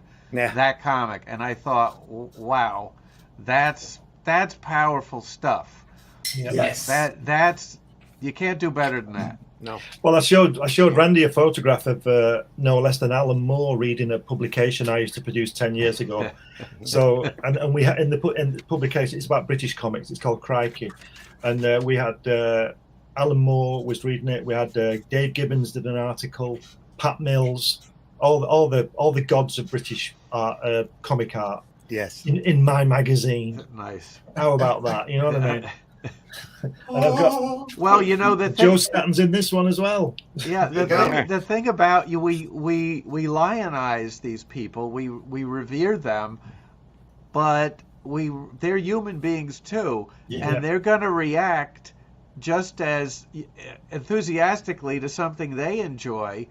We think maybe they're above that sort of thing. No, they're not above it at all.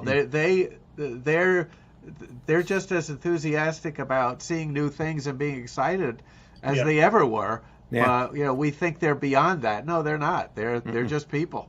Mm-hmm. Yeah. Yeah. Yeah. I mean, a few years ago, and a lot of times you wouldn't be here if you didn't love it. Of course, yeah. Yeah. That's the only reason, isn't it? I mean, it's pure and simple. It's not for the money. No, certainly not. No. Can't necessarily be for the fame either. No. But I do like those 15 people that come back. I love those 15 people that come back. They are the reason we're doing this. Amen.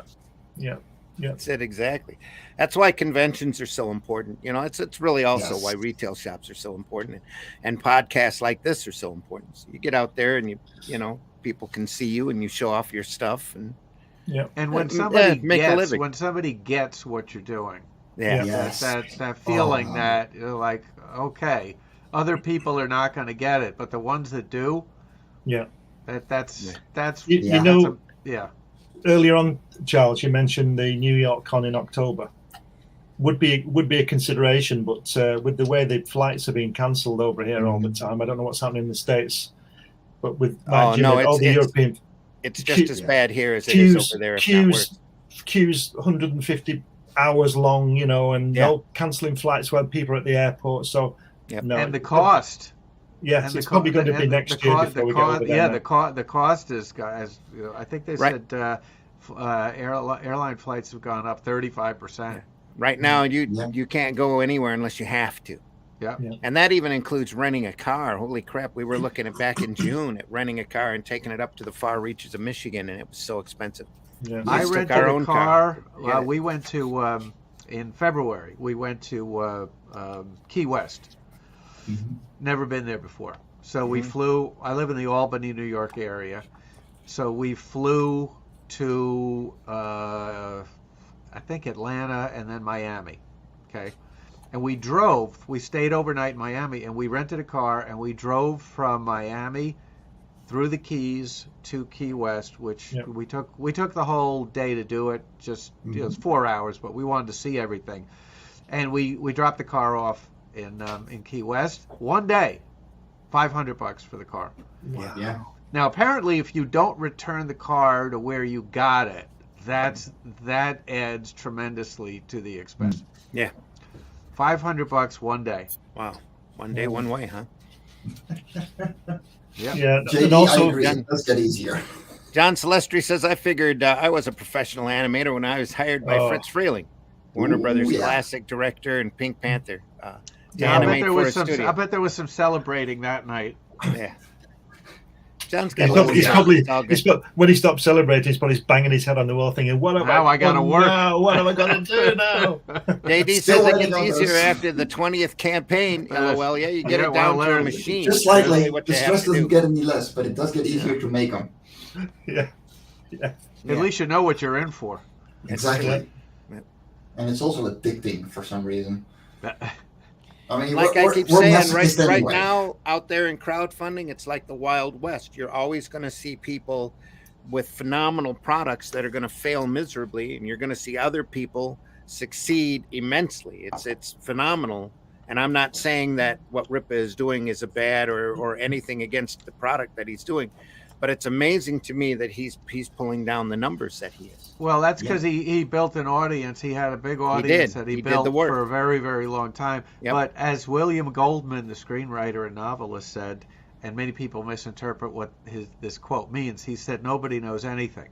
Yeah. What he meant was nobody knows what's going to be popular and what's going to work and what isn't. He was particularly talking about Hollywood, that they think, okay, this is going to be great, and nobody goes to see it. And then other things are like, okay, we'll put this out. We'll put this out, like Billy Jack, and it makes $1 million. A movie that cost $100,000 to make makes $100 million.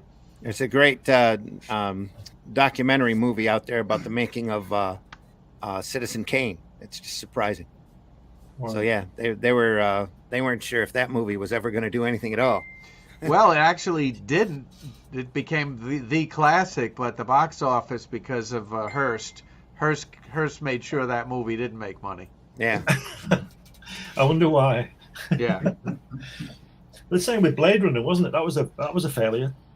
It was. I saw it the night it came out, and I thought, okay, instant classic, and it just kind of disappeared.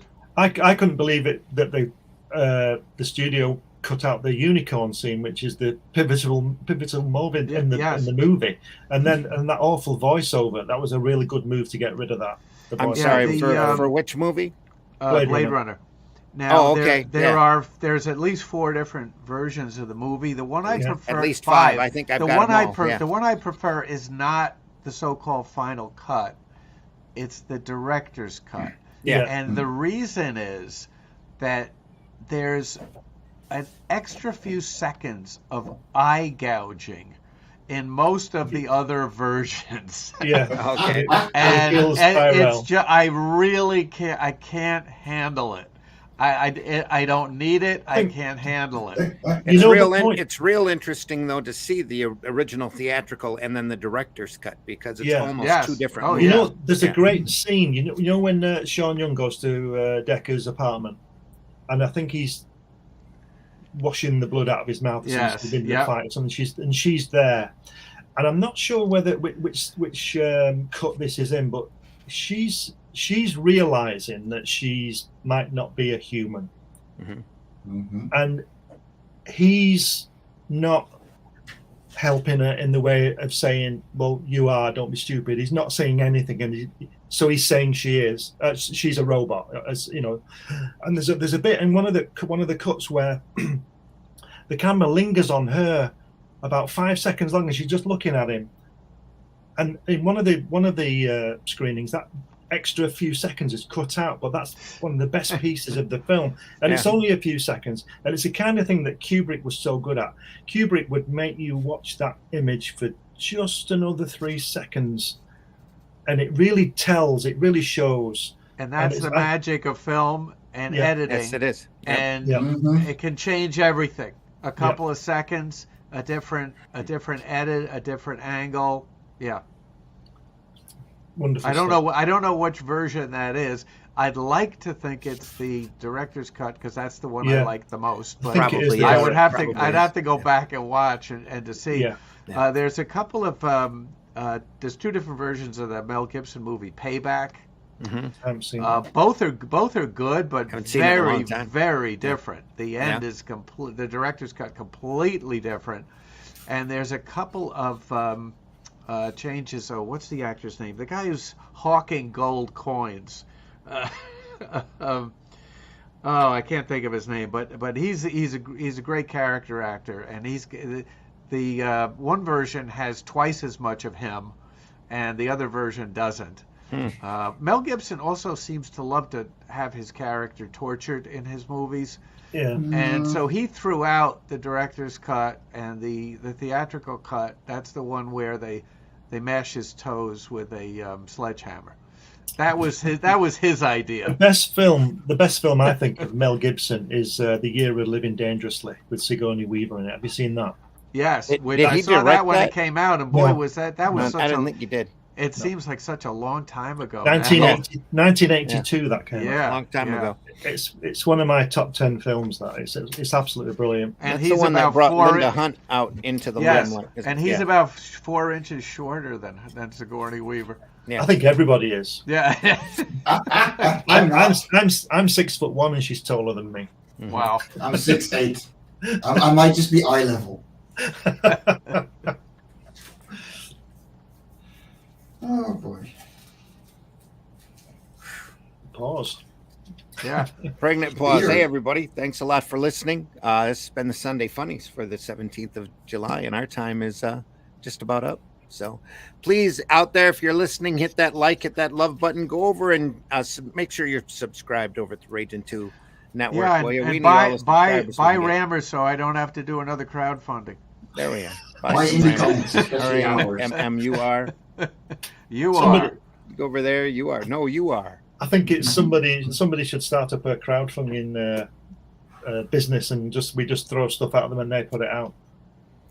I was saying on Nerd Bacon that it's way overdue for the independent guys, somebody out there in independent land, to start their own crowdfunding site, just like Zoop or Poop or whatever. There are only for more independent and alternative books. So that's a good I idea. think you're going to see a lot of people trying a lot of things. That's why you've got this Rippaverse. That's why he was on Fox, and that was a big boost. Huge boost. He's on the Blaze on a regular basis. Yeah, so. What's the guy? I'm failing to come up with another name. He used to be on Fox all the time with the mustache. Glenn Beck. Yeah. No, with the mustache. No. I can't think of his name, but he interviewed somebody from the Ayn Rand Foundation. Okay. And I coerced my publisher into sending a copy of Anthem. I did the graphic novel of Anthem with Joe Staten. Okay, I've got that book. To send it to Fox, and reluctantly they finally did, and he held it up during that interview. He just happened to get it that day, and the book just momentarily climbed on Amazon. Yeah, and it just shows you the power that this kind of publicity can have. Just absolutely amazing. That's what he was saying in one of his other videos. He goes, I've got absolutely zero money in my marketing. I've signed other contracts. I've been other places. People have caught me on other channels, and I went out there and I worked. And I told everybody it was coming. I built the site on my own. I told everybody when it was starting, and it started, and I got what I got. So That's and you can't fault It was anybody for John. doing the It work, was you know? it was John Stossel. Okay. He's the guy who held it up. And Yeah. you know how I figured this out? I just Googled mustache Fox News guy. There you go. And they Geraldo came up, of course, but John Stossel did come up too. and a big thing that Rippus pointed out is a lot of that money that he's earned so far, he's constantly getting notes, emails from people or remarks from people. I haven't bought a comic in decades, or I've never bought a comic before, but I'm buying this one to see what it's like.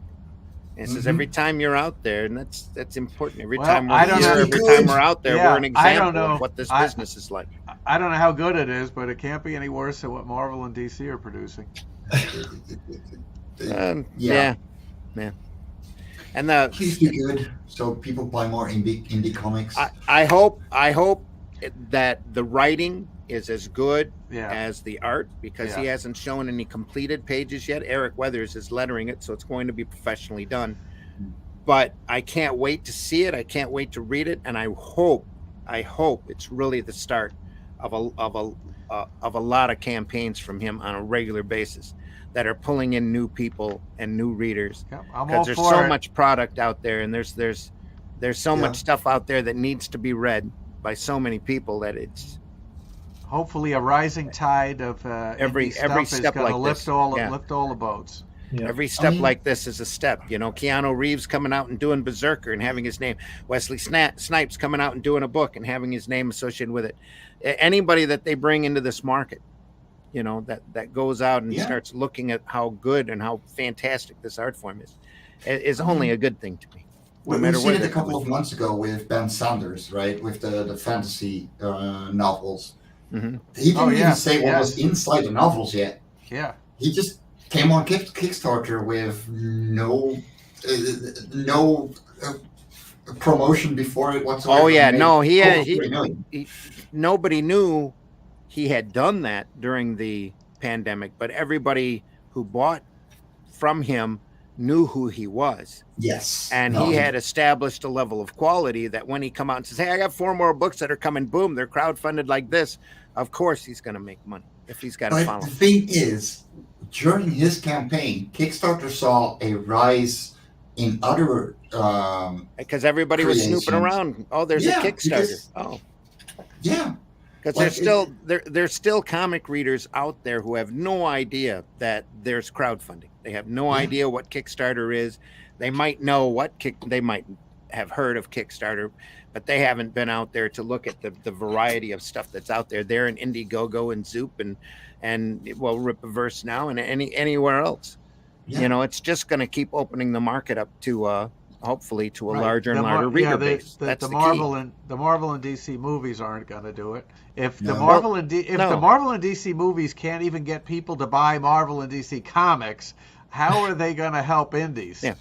And the millions, literally millions, that they're flushing down the toilet by not keeping their library available to people outside of maybe some. If you want to pay $9.99 a month, then you can read every Marvel comic if you want, or $19.99 a month, you can read every DC comic online. That's completely different from having sets of books and having kids reading like that magazine that I showed you the other day, or that I had out the other day. That was a rip on the Warren stuff. It didn't matter to me that it looked exactly like those old Warren magazines. Of course I'm going to buy that thing. I'm going to sit down and read it. I read it while I was waiting for the wife at the doctor's, went through the whole thing. It's rippled up. Now it's got a crease. I folded it in half and put it in the sun visor above me. That's what you're supposed to do with comics. Most comics, you know, most great comics like that need to be read. They need to look like they were read, you know. Yeah. It's like Glenn's New Gods 1 that he pulls up all the time that doesn't have a cover on it, that he cherishes. It's the biggest compliment. I've got the back here. It's signed by Jack. I've got the cover, but it's just not attached to it anymore. Yeah. Because it's a really well-loved comic, you know. Mm-hmm. You need to get it graded and slabbed so you can't read it anymore. I think it probably would be about minus 100 on a scale, but you know. I'm looking to sell it. I think I'm going to sell my collection and let somebody else enjoy them. I don't want them now. I'm looking forward to the day where someone walks up to me with a completely broken down Laughing Quarter 1 going, do you got any more of these? Yeah, do you know the guy who did this? I'm at I have to count them for my upcoming con because I'm really running out. I have 21 copies left. Right. Of the first print run. I am down. Mm-hmm. There's 230 copies in the world right now being read by people. That is incredible. There you go. Can I tell you quickly a claim to fame? Sure. When I was doing Crikey, I published it with this other guy, and he collected books. And I saw him. I said, "What have you been up to?" He said, "Oh, at the weekend." He said he went to Leicester, which is about 150 miles from me. He went to a book convention in Leicester, and we were doing. This is years ago. We were doing not Crikey. This was when we were doing a magazine called Undercover in the 90s, and the Undercover was about Kennedy assassination and things like that. Okay. And he went to this book thing. And he came back and he said, I couldn't believe it. He said he got to this book convention and there was a guy there selling that kind of book, CIA and all that kind of stuff. And this guy, Brian, went to the guy and he said, he was talking to him about these books. And he said, I produce a magazine. And he said, oh, what's that? And he said, it's called Undercover. And he said, oh, are you Glenn Fleming? Fame. There you go. Fame right there. There you are. Yeah. Charles, tell folks how they can find you. Well, they can go to Amazon and find Rammur, Rammur. They can go to Indiegogo, and if they want a signed copy and a poster or something like that. I'm on Facebook. I am on Instagram, not doing much there, and Twitter as well, but Facebook primarily as Charles Santino. All right, Glenn, tell folks how they can find you. Yeah, pretty much the same. They can find me on Amazon, and you can get this on Indiegogo in demand if you want to buy this, and you get a DVD with it. All my other work is on Amazon. If I get to England, how can I find you? Well, I'll tell you. And I also produce Comics Unlimited magazine, which is about comics. And you can also see me on Thursday afternoons on Ted Davis Artistry. We do a Comics Unlimited podcast. I think that's 10 a.m. EST. And I'm also here usually every Sunday, and I make an appearance on Nerd Bacon on Thursdays too. So if you want to get in touch with me, message me on Facebook or whatever. Whenever and wherever you can. I stood in for you on Nerd Bacon this Thursday. It was fun. Yes, thank you. The power. Oh, I must show you. I woke up on that morning and that was on my floor, middle of the studio floor. Huh? What is it? A fuse? Yeah, it's a blown out the multi-plug. Yeah. It's a blown out about 2 yards from the socket. Oh. Wow. And was on the floor. Really, and all this power was out. Really, really scary. Look at that. It's all burnt and everything. Wow. Yeah, yep. And I still don't know what caused it. It's really scary, but it Had obviously some hardcore overloaded, feedback on the line or something. Yeah. Yeah. But it's okay now. Well, that's good to know. Mike, Jimmy, how can folks find you? You can find everything about me on my Linktree /Fairies and Ends. And of course, the Radiant site running on Kickstarter right now. We have 23 hours left. We are €706 funded. We've reached our goal, 35 amazing backers. But if you like romance, you like Korean dramas, and you just want to broaden your horizon when it comes to comics, this is definitely one you want to step on.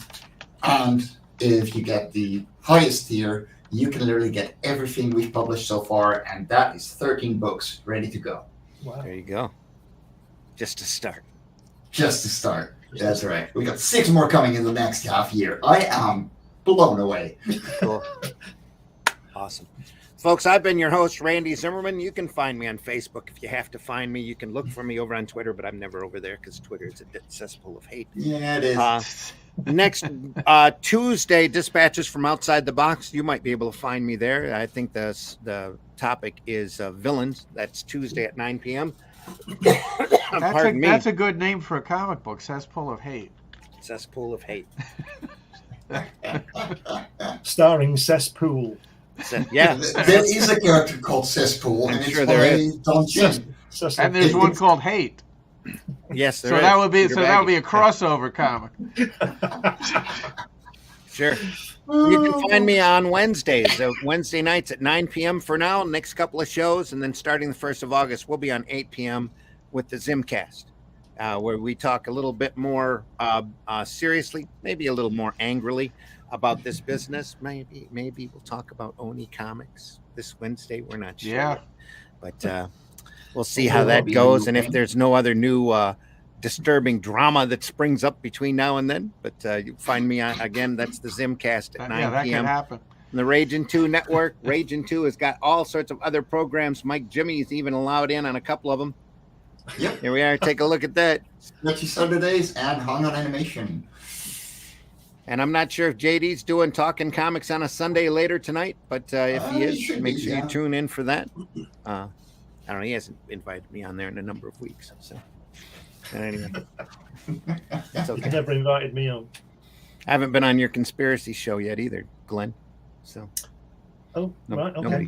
Nobody invites me anywhere. And Brian K. Morris, if you're out there, you said you were supposed to come in. You don't invite me on this comic book spectrum either. But that's the way it is. On our way out the door, we want to remind everybody, since we talked about him today, we want to remind everybody of the immortal, and I do mean immortal words, by Mr. Stan Lee. When he was asked if digital comics would replace comic books, Stan said, "Comics are like boobs. They look great on a computer, but I'd rather hold one in my hand." What did Greta say about that? Greta says, How dare you? absolutely. But hey, Sam Elliott, he says, "Can't nobody tell me nothing." There we go. So until next time, everybody, we'll be back on Sunday Funnies, 9 a.m. next week to talk more about what we love. Sometimes we'll talk about World War II. Sometimes we'll talk about Lord of the Rings. Who knows? That's the way it goes on this show. And we hope you've had a good time. We've filled up your time with maybe a little information. If there's anything, and I do mean anything, that you would like for us to talk about in future Zimcasts or Sunday Funnies, you can reach me at thezimcast@gmail.com and let me know, because I'm out always looking for ideas, especially if it's something that you want to talk about. We talk about all this, especially on this show, all the stuff that we love or the stuff that we care about. So Zimcast, we talk more about the industry, the stuff we hate. Not really. I would try not to on this show. We try to be up on this show, and then we'll talk about the more serious stuff over on the Zimcast. That could be a great manga film or book, couldn't it? Lord of the Rings meets Nagasaki. You just want to blow them all up. It exists already in one way or another. Look, there's Mordor. Not anymore. That'd be like the ending for Rogue One. That's like you feel about Lord of the Rings. I felt about Rogue One. I stood up after the movie was over. I said, "There's 2 hours I'm never going to get back." Oh, look, here comes the wave of destruction. We're just going to let it hit us. Look, it's way out there. It's coming. We see it coming. Oh, yeah. Well, our lives are over. Well, thanks for that recommendation. I won't watch it because I've not seen Rogue One yet. You should always watch. You especially should watch Rogue One, because I watched Rogue One and I went, "That's not the way that would work. That's not the way that would work. That's not the way that was a big thing." I'm sitting there watching this show and going, "What are these people, stupid or what? What the hell?" Oh, come to find out, it was all written in a committee. Nobody in the committee had any type of military sense or training. Obviously. Oh boy! And it's like, man. Anyway, let's carry on for another 2 hours. Hate mail also. The Zimcast@gmail.com. It's okay. We can handle it. It's all right. Just my opinion. I have since sat and watched it again.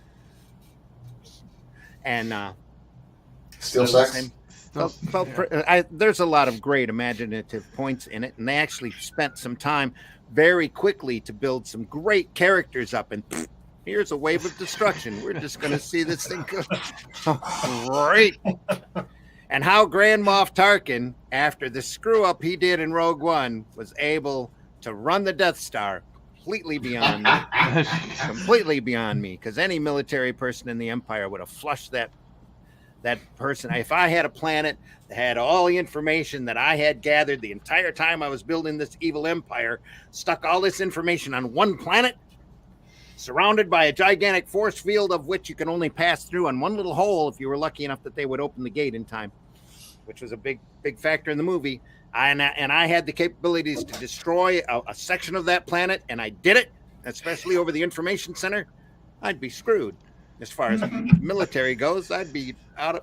Nobody thinks about that kind of stuff. It's just They'd make you a 5-star general. Here's the wave of destruction coming our way. Oh, well, it was fun knowing you. Oh yeah, you too. Let's start a picnic. Cheers. Okay. Like General Haig. What are you General doing? General Haig at the Somme. Don't run, lads. Just walk. Yeah, we're all gonna die. Yeah.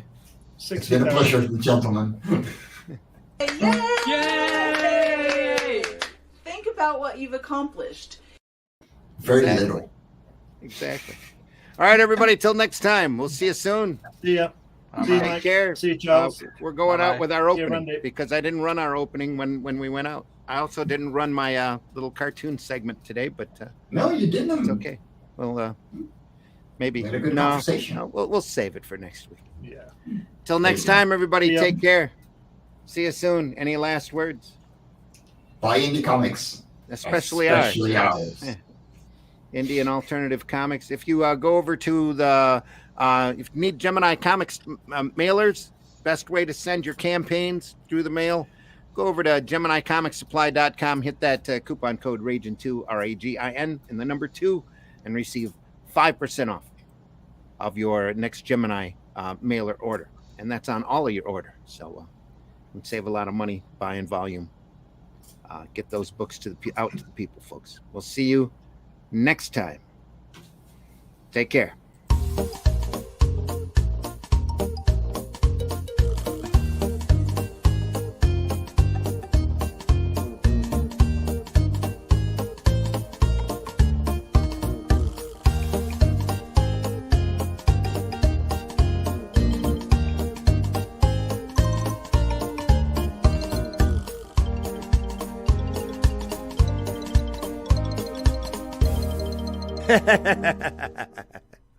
And who's your favorite Marvel Comics hero?